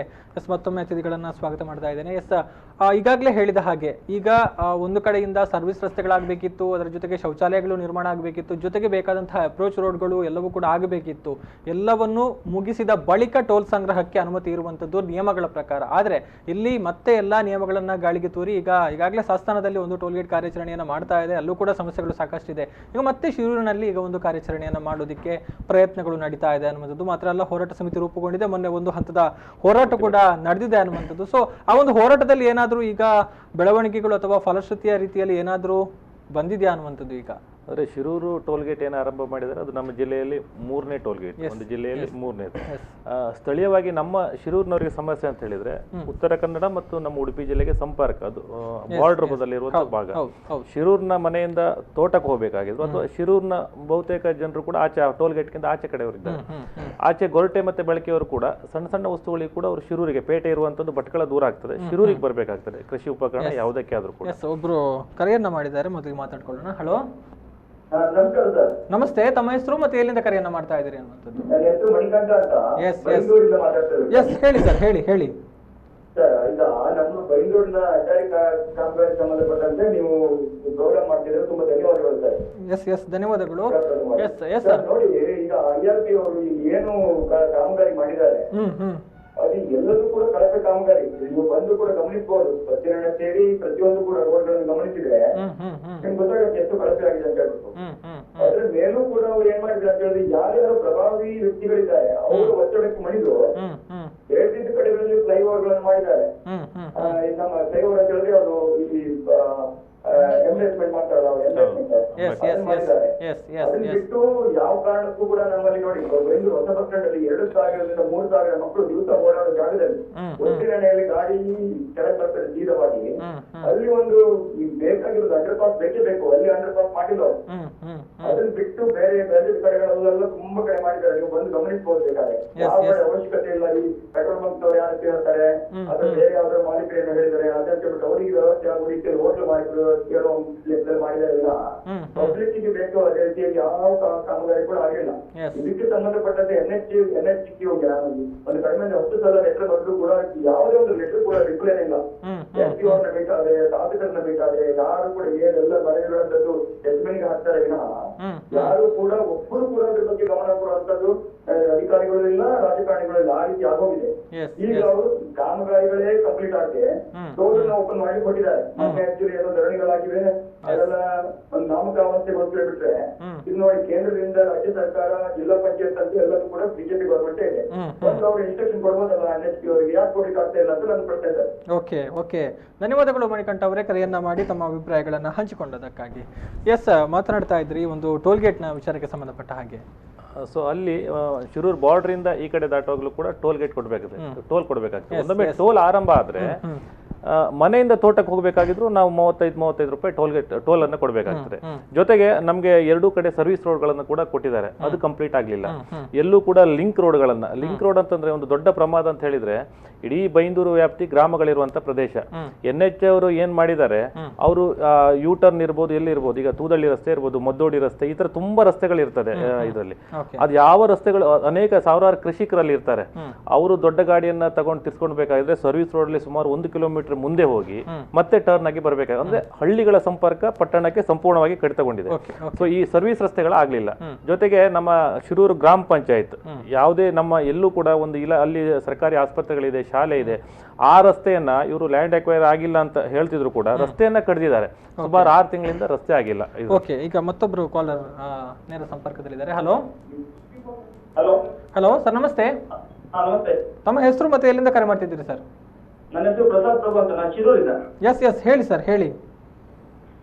ಹೆದ್ದಾರಿ ಹೋರಾಟ ಸಮಿತಿ ಖಂಡಿತ ಮಾತಾಡಿ ಸರ್, ಮಾತಾಡಿ.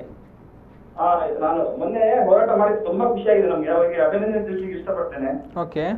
ಹಾಗೆ ಮುಂದಿನ ಹೋರಾಟ ಮತ್ತು ಕೂಡ ಪ್ರಬಲವಾಗಿರ್ಬೇಕಂತ ಆಶಿಸ್ತೇನೆ ಸರ್. ಅದು ಯಾವ ರೀತಿ ಇರ್ತದೆ ಅಂತ ಅವ್ರನ್ನ ಕೇಳ್ತಾ ಇದ್ದೇನೆ. ಓಕೆ, ಎಸ್, ಮುಂದಿನ ಹೋರಾಟ ಯಾವ ರೀತಿ ಇರುತ್ತೆ ಅನ್ನುವಂತ ಪ್ರಶ್ನೆ. ಈಗಾಗಲೇ ಅವರು ಮೊದಲು ಒಬ್ರು ಪ್ರಶ್ನೆ ಕೇಳಿದ್ದಾರೆ, ಅವರಿಗೂ ಕೂಡ ಒಂದು ಕಂಪ್ಲೀಟ್ ಮಾಡ್ಕೊಳ್ಳೋಣ. ಪ್ರಸಾದ್ ಅವರು ಏನ್ ಮಾಡಿದ್ದಾರೆ ಅವರಿಗೂ ಕೂಡ ನಾವು ಇದು ಇವತ್ತಿನ ಹೋರಾಟ ಅಲ್ಲ, ಸುಮಾರು 8 ತಿಂಗಳ ಹಿಂದಿನಿಂದ ನಾವು ಹೋರಾಟವನ್ನ ಮಾಡ್ತಾ ಇದ್ದೇವೆ. ನಾವು ಎಲ್ಲಾ DC ಇಂದ ಹಿಡಿದು ಎಲ್ಲಾ ಅಧಿಕಾರಿಗಳಿಗೂ ಪ್ರಾರಂಭದಿಂದಲೇ ಎಲ್ಲರಿಗೂ ಕೂಡ ಮನವಿಯನ್ನು ಕೊಟ್ಟಿದ್ದೇವೆ. ಎಲ್ಲರ ಹತ್ರ ಅದನ್ನ ಸ್ವೀಕರಿಸಿದ ಪತ್ರಗಳನ್ನು ಕೂಡ ಸ್ವೀಕೃತಿ ಪತ್ರವನ್ನು ತಗೊಂಡಿದ್ದೇವೆ. ಅದು ಒಂದು ಹಂತದಾಗಿತ್ತು, ಅದು ಹಾಗೆ ಇತ್ತು. ಅದರ ನಂತರ ಒಂದು ಯಶಸ್ಸು ಅಂತ ಹೇಳಿದ್ರೆ ಸರ್ವಿಸ್ ರೋಡ್ ಸ್ಯಾಂಕ್ಷನ್ ಆಗಿರುವಂತದ್ದು ಒಂದು ಯಶಸ್ಸಾಗಿದೆ. ಸರ್ವಿಸ್ ರೋಡ್ ಸ್ಯಾಂಕ್ಷನ್ ಆದ ನಂತರ ಅದನ್ನ ಕಾಮಗಾರಿ ಆರಂಭ ಆಗಲಿಲ್ಲ, ಪುನಃ ಅದು ಹಾಗೆ ತಟಸ್ಥವಾಗಿತ್ತು. ನಾವು ಅಲ್ಲಿ ಕೂಡ ಅದನ್ನ ಬಿಡ್ಲಿಲ್ಲ, ಮತ್ತೆ ಮುಂದುವರ್ಸ್ಕೊಂಡು ಹೋಗಿದ್ದೇವೆ. ಸೊ ಮೊನ್ನೆ ಏನಾಯ್ತು, ಇನ್ನೂ ಕೂಡ ನಮ್ಗೆ ಟೋಲ್ ಗೇಟ್ ಗಳ ಎಲ್ಲ ವರ್ಕ್ ಅನ್ನ ಕಂಪ್ಲೀಟ್ ಮಾಡಿದ್ದಾರೆ. ಸೊ ನಮ್ಮ ಯಾವುದೇ ಬೇಡಿಕೆಗಳ ಬಗ್ಗೆ ಗಮನ ಹರಿಸ್ತಾ ಇಲ್ಲ, ಸರ್ವಿಸ್ ರೋಡ್ ಆಗಲಿಲ್ಲ. ಅದಕ್ಕೋಸ್ಕರ ನಾವು ಖಾಲಿ ಸೈಲೆಂಟ್ ಆಗಿ ಹೇಳಿದ್ರೆ ಪ್ರಯೋಜನ ಇಲ್ಲ ಅಂತ ಹೇಳಿ MP ಅವರನ್ನ ಮೊನ್ನೆ ಭೇಟಿಯಾಗಿ ಶಾಸಕರ ಮುಂದಾಳತ್ವದಲ್ಲೇ ನಾವು ಅದನ್ನ ಅವರಿಗೆ ಒಂದು ಸ್ಟ್ರಾಂಗ್ ಆಗಿ ಪ್ರಬಲವಾಗಿ ನಾವು ಖಂಡಿಸಬೇಕಂತ ಹೇಳಿ ಟೋಲ್ ಚಲೋ ಅಂತ ಒಂದು ಅಭಿಯಾನವನ್ನ ಮಾಡಿದ್ವಿ. ಯಾಕಂತಂದ್ರೆ ಹೆಜಮಾಡಿ ಮತ್ತೆ ಸಾಸ್ತಾನದಲ್ಲಿ ಟೋಲ್ ಆರಂಭ ಆದ ನಂತರ ಗಲಾಟೆ ನಾವು ಆರಂಭ ಆದ ನಂತರ ಗಲಾಟೆ ಮಾಡೋದಕ್ಕಿಂತ ಮುಂಚಿತವಾಗಿ ನಮ್ಮ ಬೇಡಿಕೆಗಳನ್ನ ಕೊಟ್ರೆ ಅದು ಸಮಂಜಸವಾಗಿ ಅವರದನ್ನ ಕ್ರಮ ಕೈಗೊಳ್ಳಿ ಅಂತ. ಒಂದೊಮ್ಮೆ ಅದಕ್ಕೂ ಕೂಡ ಬೇಡಿಕೆಯನ್ನ ಕೊಡದೇ ಇದ್ರೆ, ಈಗಾಗಲೇ ಮೊನ್ನೆ ಶಾಸಕರು ಎಲ್ಲ ಜನಪ್ರತಿನಿಧಿಗಳು ಹೇಳಿದ್ದಾರೆ, ಇಡೀ ನಮ್ಮ ಕ್ಷೇತ್ರದ ಜನರು ಮತ್ತು ಎಲ್ಲ ಜನ ಇದ್ದಾರೆ ಸವಾರರು ಎಲ್ಲರೂ ಸೇರಿ ನಾವು ಹೋರಾಟ ಮಾಡ್ತೇವೆ. ಯಾಕಂದ್ರೆ ಹೋರಾಟ ಸಮಿತಿ ಅದರ ಲೀಡರ್ಶಿಪ್ ಅನ್ನ ತಗೊಳ್ತದೆ. ಎಲ್ಲ ಸಾರ್ವಜನಿಕರ ವಿಶ್ವಾಸವನ್ನು ಪಡ್ಕೊಂಡು ನಾವು ಅದಕ್ಕೆ ಒಂದು ವೇದಿಕೆಯನ್ನ ನಿರ್ಮಾಣ ಮಾಡ್ಕೊಂಡಿದ್ದೇವೆ. ಓಕೆ, ಎಸ್, ಧನ್ಯವಾದಗಳು ಪ್ರಸಾದ್ ಅವರೇ, ಕರೆಯನ್ನ ಮಾಡಿದ್ದಕ್ಕಾಗಿ. ತಮ್ಮ ಪ್ರಶ್ನೆಗಳಿಗೆ ಉತ್ತರ ಸಿಕ್ಕಿತು ಅಂತ ಅನ್ಕೊಳ್ತೇನೆ ಅನ್ನುವಂಥದ್ದು. ಅಲ್ಲಿ ಮೊದಲಿನ ಒಬ್ರು ಪ್ರಶ್ನೆಯನ್ನ ಕೇಳಿದ್ರು. ನಿಜಕ್ಕೂ ಈಗ ಬೈಂದೂರು ತಾಲೂಕು ಕೇಂದ್ರವಾಗಿ ಮಾರ್ಪಟ್ಟಿದೆ. ವಿಶೇಷವಾಗಿ ತಾಲೂಕು ಕಚೇರಿ, ಮಿನಿ ವಿಧಾನಸೌಧ, ಎಲ್ಲವೂ ನ್ಯಾಯಾಲಯ ಎಲ್ಲವೂ ಕೂಡ ಬರುವಂತದ್ದು ಹೊಸ ಬಸ್ ನಿಲ್ದಾಣದಲ್ಲಿ. ಎಲ್ಲದಕ್ಕಿಂತ ಒಂದು 6 ರಿಂದ 7 ಶಾಲೆಗಳು ಕೂಡ ಅಲ್ಲಿವೆ. ಸುಮಾರು 5,000 ಜನ ಡೈಲಿ ಅಲ್ಲಿ ತಿರುಗಾಡ್ತಾರೆ, ಅಥವಾ 2-3 ಸಾವಿರ ಸ್ಟೂಡೆಂಟ್ಸ್ ಗಳೇ ಇದ್ದಾರೆ. ಸೊ ಅಂತ ಪ್ರದೇಶದಲ್ಲಿ ಒಂದ್ ಕಡೆ ಒತ್ತಿನೆಣ್ಣೆ ಇಳಿಜಾರಿನಿಂದ ಬರುತ್ತೆ, ಇನ್ನೊಂದ್ ಕಡೆ ಯೂ ಟರ್ನ್ ತಗೊಳ್ಬೇಕು. ಇವತ್ತಿನವರೆಗೂ ಅದ್ರ ಬಗ್ಗೆ ಕ್ರಮ ಕೈಗೊಳ್ಳಿಲ್ಲ IRB ಕ್ರಮ ಕೈಗೊಳ್ಳಿಲ್ಲ. ಅದು ನೋಟ್ ಮಾಡುವಂತ ಒಂದು ಗುರುತಿಸಬೇಕಾಗಿರುವಂತ ಒಂದು ವಿಚಾರ.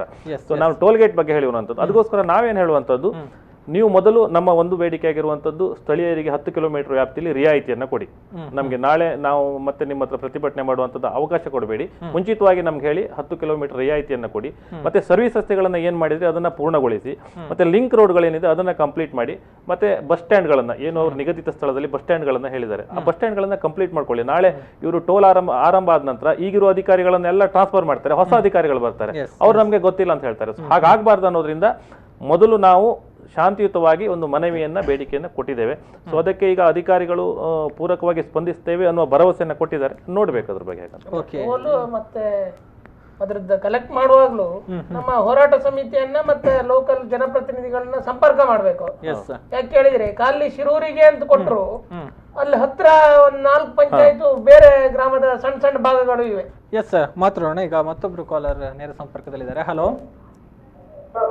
ನಮಸ್ತೆ ಸರ್, ತಮ್ಮ ಹೆಸರು ಮತ್ತೆ ಎಲ್ಲಿಂದ ಕರೆಯನ್ನ ಮಾಡ್ತಾ ಇದ್ದೀರಿ ಅನ್ನುವಂಥದ್ದು? ಎಸ್ ಹೇಳಿ ಸರ್, ಹೇಳಿ. ಹೆದ್ದಾರಿ ಸಮಸ್ಯೆಗಳು ಜೊತೆಗೆ ಟೋಲ್ ಗೇಟ್ ಸಮಸ್ಯೆ ಏನ್ ಹೇಳ್ತೀರಿ ತಮ್ಮ ಅಭಿಪ್ರಾಯ?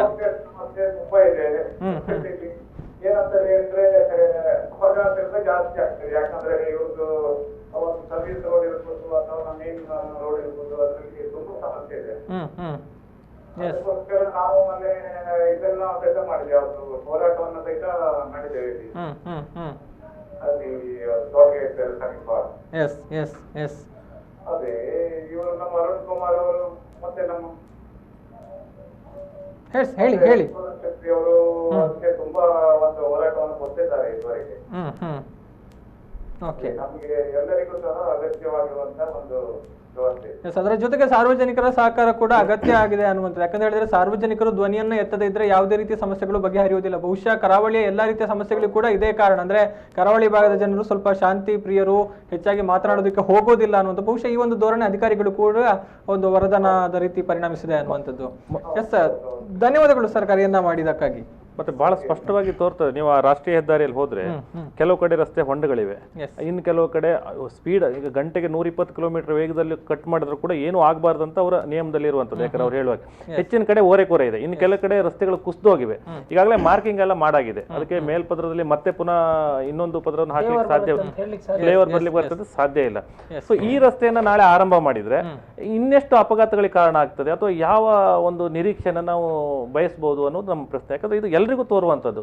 ಇದ್ರ ಬಗ್ಗೆ ಯಾರು ಯಾವುದೋ ಒಂದು ವಿದ್ಯಾಭ್ಯಾಸ ಇಲ್ಲದ ವ್ಯಕ್ತಿ ಕೂಡ ಈ ಒಂದು ರಸ್ತೆಗಳನ್ನ ನೋಡಿ ಹೇಳ್ಬಹುದು ಇದು ಪಕ್ಕ ಅವೈಜ್ಞಾನಿಕ.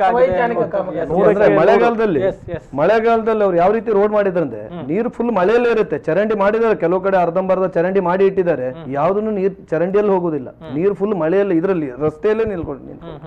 ಮತ್ತೆ ಇನ್ನೊಂದಂದ್ರೆ ಈಗ ನಾವು ಶಿರೂರವರು ಹೆದ್ದಾರಿ ಹೋರಾಟ ಸಮಿತಿ ಅರುಣ್ ಕುಮಾರ್ ಅವರು ಮತ್ತೆ ಪುಷ್ಪರಾಜ್ ಶೆಟ್ಟಿ ಅವರೆಲ್ಲರೂ ತುಂಬಾ 4-5 ಜನ ನೇತೆ ಮುಂದಾಳತ್ವದಲ್ಲಿ ಮಾಡಿದ್ದಾರೆ. ಅವರಿಗೆ ನಾವು ವೈಯಕ್ತಿಕವಾಗಿ ಅಭಿನಂದನೆ ಸಲ್ಲಿಸ್ತೇವೆ. ಶಿರೂರ್ ಹೆದ್ದಾರಿ ಸಮಿತಿ ಏನಿದೆ ಅದು ಸೀಮಿತವಾಗಿದೆ, ಶಿರೂರಿಗೆ ಮಾತ್ರ ಅವ್ರ ಸಮಸ್ಯೆನೇ ಹೇಳ್ಕೊಂಡಿದ್ದಾರೆ. ಶಿರೂರಲ್ಲಿ ಸ್ಥಳೀಯವಾಗಿ 10 ಕಿಲೋಮೀಟರ್ಗೆ ಟೋಲ್ ಫ್ರೀ ಬಿಡಬೇಕು, ಆಮೇಲೆ ಅಲ್ಲಿ ಸರ್ವಿಸ್ ರೋಡ್ ಆಗ್ಬೇಕು, ಲಿಂಕ್ ರಸ್ತೆ ಆಗ್ಬೇಕಂತ ಅದನ್ನ ಮಾಡ್ಲಿ, ಅದ್ರ ಬಗ್ಗೆ ನಮ್ದೇನೂ ಇದಿಲ್ಲ.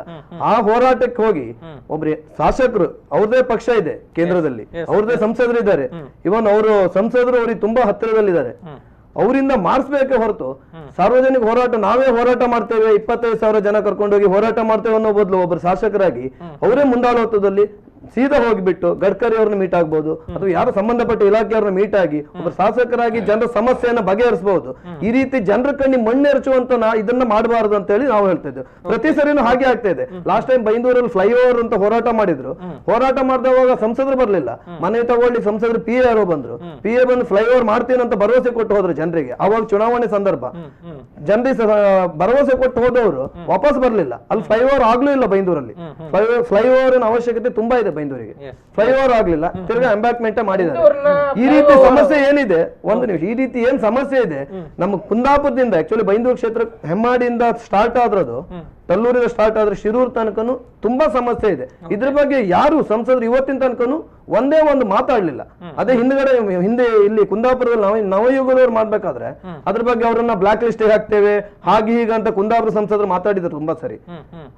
ಇಲ್ಲಿ ಇದ್ರ ಬಗ್ಗೆ ಯಾರು ಒಂದು ಚಕಾರನೂ ಎತ್ತಲಿಲ್ಲ. ಇಲ್ಲಿ ನಮ್ಮ ಬೈಂದೂರಿನ ಸಂಸದರು ಏನಿದ್ದಾರೆ, ಶಿವಮೊಗ್ಗ ಕ್ಷೇತ್ರ ಸಂಸದರು, ಒಂದೇ ಒಂದು ಚಕಾರ ಎತ್ತಲಿಲ್ಲ. ಆ ಕಂಪನಿ ಬಗ್ಗೆ, IRB ಕಂಪನಿ ಬಗ್ಗೆ ಏನೂ ಒಂದು ಆಕ್ಷನ್ ತಗೊಳ್ಳಿಲ್ಲ. ಅದ್ರ ಬಗ್ಗೆ ಜನರು ಮುಂದಿನ ದಿನಗಳಲ್ಲಿ ಹೋರಾಟ ಮಾಡ್ತಾರೆ. ಬೈಂದೂರು ಫ್ಲೈಓವರ್ ಅದು ಮೊದಲು ಬಹಳ ಚಿಕ್ಕದಾಗಿತ್ತು ಮತ್ತು ಎತ್ತರವು ಕಡಿಮೆ ಇದೆ. ಹೋರಾಟದ ನಂತರ ಮತ್ತು ಬೇಡಿಕೆ ಫ್ಲೈಓವರ್ ಅಲ್ಲ, ಎಂಬ್ಯಾಕ್ಮೆಂಟ್ ಮಾಡಿದ್ದಾರೆ. ಈಗ ಫ್ಲೈಓವರ್ ಮಾಡ್ತೀವಿ ಅಂತ ಭರವಸೆ ಕೊಟ್ಟು ಹೋಗಿದ್ದಾರೆ. ಫ್ಲೈಓವರ್ ಮಾಡ್ಲಿಕ್ಕೆ ಮಾನದಂಡ ಇದೆ. ಇವನ್ ನಾವು ಬಸರೂರು ಮೂರ್ಕೈ ಅನ್ನುವಂಥದ್ದು ಬಹಳ ದೊಡ್ಡ ರೈಲ್ವೆ ಸ್ಟೇಷನ್. ಸರಿ, ಹಾಗಾದ್ರೆ ಮಾನದಂಡ ಚುನಾವಣೆ ಸಂದರ್ಭದಲ್ಲಿ ಸಂಸದರು ಬಂದ್ಬಿಟ್ಟಿಲ್ಲ, ದಾರಿ ತಪ್ಪಿಸಿ ಹೋಗಿದ್ದಾರೆ. ಫ್ಲೈಓವರ್ ಮಾಡ್ತೀನಿ ಅಂತ ಹೇಳಿ ಮನವಿ ಕೊಟ್ಟವಾಗ ಮಾಡಿ ಹೋಗಿದ್ದಾರೆ, ಭರವಸೆ ಕೊಟ್ಟಿದ್ದಾರೆ. ಫ್ಲೈಓವರ್ ಮಾಡ್ತೀವಿ ಅಂತ ಚುನಾವಣೆ ಸಂದರ್ಭ ಮಾಡಿ ಭರವಸೆ ಕೊಟ್ಟು ಹೋಗಿದ್ದಾರೆ ಜನರಿಗೆ. ನಮಗಲ್ಲ, ಇಡೀ ಸಂಸದರು PA ಜನರಿಗೆ ಭರವಸೆ ಕೊಟ್ಟು ಹೋಗಿದ್ದಾರೆ. ಫ್ಲೈಓವರ್ ಮಾಡ್ತೇನೆ ಅಂತ ಭರವಸೆ ಕೊಟ್ಟು ಪೇಪರ್ ಅದು ಆಗ್ತಾ ಇಲ್ಲ ಅನ್ನುವಂಥದ್ದು ಜನರ ಸಂಸದರು ಈಗಾಗಲೇ ನಮ್ಮ ಹೋರಾಟ ಸಮಿತಿಯವರಿಗೆ ಸಹ ಕರೆ ಮಾಡಿದ್ದಾರೆ. ಮಾಡಿದ್ದಾರೆ. ಮುಖ್ಯಮಂತ್ರಿಗಳ ಕಚೇರಿಯಿಂದ ಸಹ ಹೋರಾಟ ಸಮಿತಿ ಫೋನ್ ಬಂದು ಅಲ್ಲಿ ಚೀಫ್ ಆಫೀಸರ್ ನ ಭೇಟಿ ಆಗ್ಲಿಕ್ಕೆ ನಿಮ್ಮ ಸಮಿತಿಯಿಂದ 2 ಜನ ನೀವು ಬೆಂಗಳೂರಿಗೆ ಬನ್ನಿ ಅಂತ ಸಹ ಹೇಳಿದ್ದಾರೆ. ಆ ಹಬ್ಬ ಆದ್ರಿಂದ ನಾವು ಹೋದ್ರು ಬಸ್ನಿಗೆ ಹೋಗ್ಲಿಕ್ಕೆ ಅವಕಾಶ ಇಲ್ಲ ಅಂತ ನಾವು ಹೋಗ್ಲಿಲ್ಲ. ಆದ್ರೆ ಸೋಮವಾರ ದಿನ 12:30 1 ಗಂಟೆಗೆ ಕುಂದಾಪುರ ತಾಲೂಕ್ ಪಂಚಾಯತ್ ನಲ್ಲಿ IRB-ಗೋಸ್ಕರ ಸಂಸದರು ತುಂಬಾ ಆಗಿದೆ ಬೆಂಗಳೂರಲ್ಲಿ. IRB-ಗೋಸ್ಕರ ಮಾಡುವಂತದ್ದಲ್ಲ. ಶಿರೂರು ಹೆದ್ದಾರಿ ಸಮಿತಿಯವರಿಗೆ ಆಗತ್ತೆ ಆಗ್ಲಿ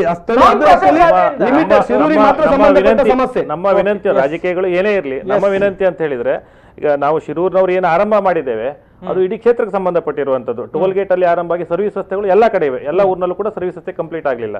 ಸೊ ಇದೇ ಆಧಾರದಲ್ಲಿ ಏನಿವತ್ತು ಚರ್ಚೆ ಆಗಿದೆ, ಏನಿವತ್ತು ಮೊನ್ನೆ ಟೋಲ್ ಚಲೋ ಆಗಿದೆ, ಈ ಅಭಿಯಾನ ನಾಂದಿ ಆಗಲಿ, ತನ್ಮೂಲಕ ಈಗಾಗಲೇ ಸಹಕಾರವನ್ನು ಕೊಟ್ಟಿರ್ತಕ್ಕಂಥ ಸಂಸದರು ಶಾಸಕರು ಜನರೊಟ್ಟಿಗೆ ಇನ್ನಷ್ಟು ಧ್ವನಿಗಳನ್ನು ಮುಟ್ಟಿಸಿ ನಮ್ಮ ಕ್ಷೇತ್ರದ ಅಥವಾ ನಮ್ಮ ತಾಲೂಕಿನ ಸಮಸ್ಯೆಗಳನ್ನ ಆದಷ್ಟು ಶೀಘ್ರವಾಗಿ ಮುಗಿಸ್ಲಿ ಅನ್ನೋದು ನಮ್ಮ ಆಶಯಗಳು. ಯಾಕಂದ್ರೆ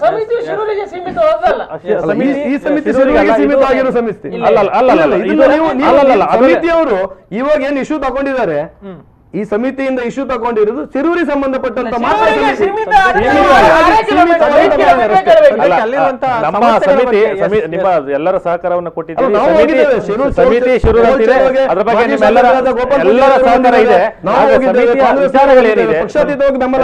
ಹೆದ್ದಾರಿ ಹೋರಾಟ ಸಮಿತಿ ಶಿರೂರಿನಲ್ಲಿದೆ, ಆದ್ರೆ ಅದ್ರ ವಿಚಾರಗಳೇನಿದೆ, ಸರ್ವಿಸ್ ರೋಡ್ಗಳಿರ್ಬೋದು, ಟೋಲ್ ಗೇಟ್ ಮತ್ತೆ ಎಲ್ಲ ಇರ್ಬೋದು, ಇಡೀ ಕ್ಷೇತ್ರದ ವ್ಯಾಪ್ತಿಯಲ್ಲಿ ನಮ್ಮ ಎಲ್ಲ ಸ್ನೇಹಿತರ ಸಹಕಾರ ಕೂಡ ಕೊಟ್ಟಿದ್ದಾರೆ ಇದಕ್ಕೆ. ಬಟ್ ನಾವು ಆರಂಭವನ್ನ ಶಿರೂರಿನಲ್ಲಿ ಮಾಡಿದೆ. ಖಂಡಿತವಾಗ್ಲು ಅಂದ್ರೆ ಯಾವುದೇ ವಿಚಾರಗಳಿರ್ಬೋದು, ಮುಖ್ಯವಾಗಿ ಜನರಿಗೆ ಅಥವಾ ಜನತೆಗೆ ಸಂಬಂಧಪಟ್ಟಂತಹ ಜೊತೆಗೆ ಕ್ಷೇತ್ರಕ್ಕೆ ಸಂಬಂಧಪಟ್ಟಂತಹ ಸಮಸ್ಯೆಗಳ ವಿಚಾರದಲ್ಲಿ ರಾಜಕೀಯ ರಹಿತವಾಗಿ ಈಗ ಪ್ರತಿ ಊರಿನಲ್ಲಿ ಹೀಗಾದಾಗ IRB ಕಂಪನಿ ಇರ್ಬೋದು, ಯಾರೇ ಇರ್ಬೋದು, ಜನರ ಏನು ಬೇಡಿಕೆಗಳಿದೆ ಈಡೇರಿಸಲೇಬೇಕಾಗ್ತದೆ. ನಾನು ಹೇಳುವಂತದ್ದು ನಾವು ಆರಂಭ ಮಾಡಿದ್ದೇವೆ, ಎಲ್ಲ ಕಡೆ ನಿಮ್ಮ ಧ್ವನಿಗಳನ್ನ ಹೇಳಿ ಅಥವಾ ಸಮಸ್ಯೆಗಳನ್ನ ಹೇಳಿ, ಅದನ್ನ ಆವಾಗ ಮಾತ್ರ ಅವರು ಏನು ಕಂಪನಿ ಇದೆ ಅದ್ರ ಬಗ್ಗೆ ಒಂದು ನಿಲುವನ್ನು ತೆಗೆದುಕೊಳ್ಳಿಕ್ಕೆ ಸಾಧ್ಯ ಆಗ್ತದೆ.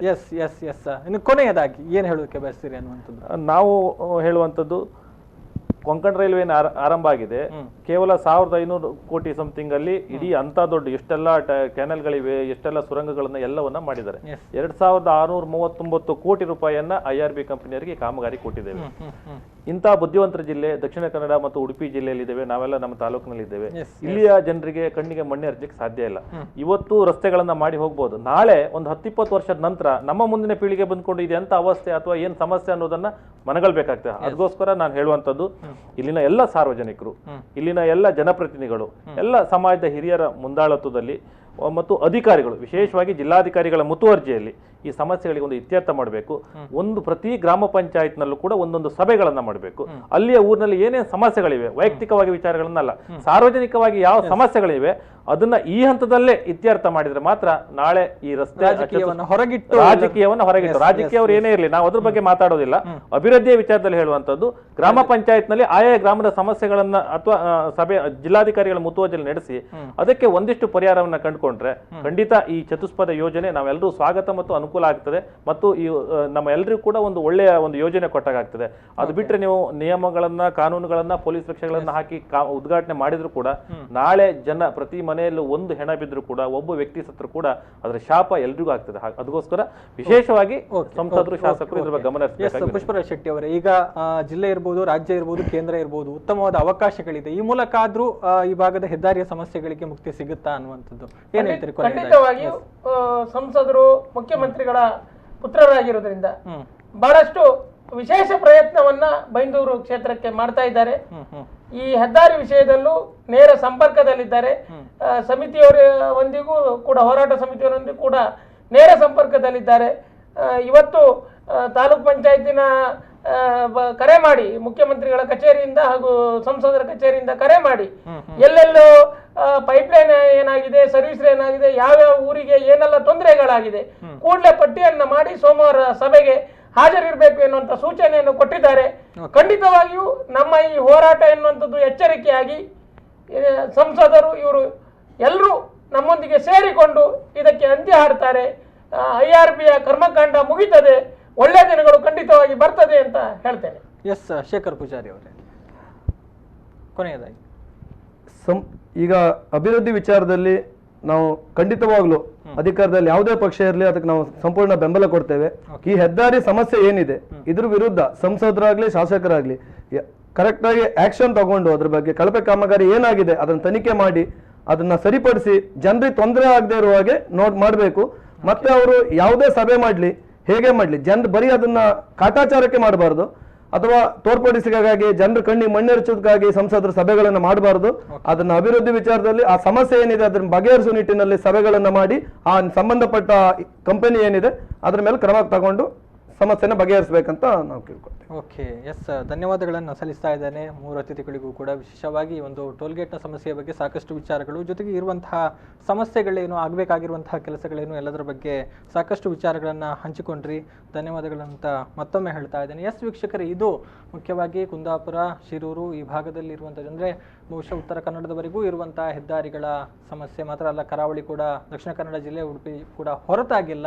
ಆದರೂ ಕೂಡ ಈ ಒಂದು ನಿಟ್ಟಿನಲ್ಲಿ ಪ್ರಯತ್ನಗಳು ಈಗ ನಡೀತಾ ಇದೆ. ಅಂದರೆ ನಾವು ಗಮನಿಸಬಹುದು, ಮುಖ್ಯವಾಗಿ ಟೋಲ್ ಗೇಟ್ಗಳ ವಿಚಾರಕ್ಕೆ ಸಂಬಂಧಪಟ್ಟ ಹಾಗೆ ಕರಾವಳಿಯಲ್ಲಿ ಈಗ NITKಯಲ್ಲಿ ಒಂದು ಟೋಲ್ ಗೇಟ್ ಕಾರ್ಯಾಚರಣೆಯನ್ನು ಮಾಡ್ತಾ ಇದೆ, ಹೆಜಮಾಡಿಯಲ್ಲಿ ಟೋಲ್ ಗೇಟ್ ಕಾರ್ಯಾಚರಣೆಯನ್ನು ಮಾಡ್ತಾ ಇದೆ. ಆದರೆ ಸ್ಥಳೀಯರ ಯಾವುದೇ ಹೋರಾಟ ಇರ್ಬೋದು ಅಥವಾ ಬೇಡಿಕೆಗಳಿರ್ಬೋದು, ಯಾವುದಕ್ಕೂ ಕೂಡ ಇಲ್ಲಿ ಬೆಲೆ ಸಿಗ್ತಾ ಇಲ್ಲ ಅನ್ನುವಂತಹ ಆಕ್ರೋಶ ಇವತ್ತಿಗೂ ಕೂಡ ಇದೆ ಅನ್ನುವಂಥದ್ದು. ಸೊ ಆ ನಿಟ್ಟಿನಲ್ಲಿ ಈಗ ಅಲ್ಲಿ ಟೋಲ್ ಗೇಟ್ ಶಿರೂರಿಗೆ ಸಂಬಂಧಪಟ್ಟ ಹಾಗೆ ಟೋಲ್ ಗೇಟ್ ಕಾರ್ಯಾಚರಣೆಯನ್ನು ಮಾಡುವ ಮುಂಚೆ ಅಲ್ಲಿ ಒಂದು ಹೋರಾಟ ಆರಂಭಗೊಂಡಿದೆ. ಆ ಒಂದು ಹೋರಾಟ ಯಶಸ್ವಿಯಾಗಲಿ, ಅಂದರೆ ಹೋರಾಟಕ್ಕಿಂತಲೂ ಹೆಚ್ಚಾಗಿ ಅಲ್ಲಿರುವಂತಹ ಸಮಸ್ಯೆಗಳು ಬಗೆಹರಿಲಿ, ಸಮಸ್ಯೆಗಳು ಎಲ್ಲವೂ ಕೂಡ ಸಮರ್ಪಕವಾಗಿ ಬಗೆಹರಿದರೆ ಖಂಡಿತವಾಗ್ಲೂ ಹೋರಾಟ ಕೂಡ ಅಲ್ಲಿ ಶಮನ ಆಗುತ್ತೆ ಅನ್ನುವಂಥದ್ದು. ಸೊ ಜನರ ಸಮಸ್ಯೆಗಳಿಗೆ ಮುಕ್ತಿ ಸಿಗಲಿ, ಅಂದರೆ ರಾಜಕೀಯ ರಹಿತವಾಗಿ ಒಂದು ಹೋರಾಟ ನಡೀಲಿ, ಆ ಮೂಲಕ ಜನರು ಅನುಭವಿಸ್ತಾ ಇರುವಂತಹ ಸಂಕಷ್ಟಗಳು ಅಥವಾ ದಿನನಿತ್ಯ ಸಂಭವಿಸ್ತಾ ಇರುವಂತಹ ಪ್ರಾಣ ಹಾನಿಗಳು ಏನಿದ್ದಾವೋ ಇದೆಲ್ಲದಕ್ಕೂ ಕೂಡ ಮುಕ್ತಿ ಲಭಿಸಲಿ ಅಂತ ಆಶಿಸ್ತಾ ಈ ಒಂದು ಕಾರ್ಯಕ್ರಮವನ್ನು ಇಲ್ಲಿಗೆ ಮುಕ್ತಾಯಗೊಳಿಸ್ತಾ ಇದ್ದೇನೆ. ಇದು ಇವತ್ತಿನ ವಿಶೇಷ.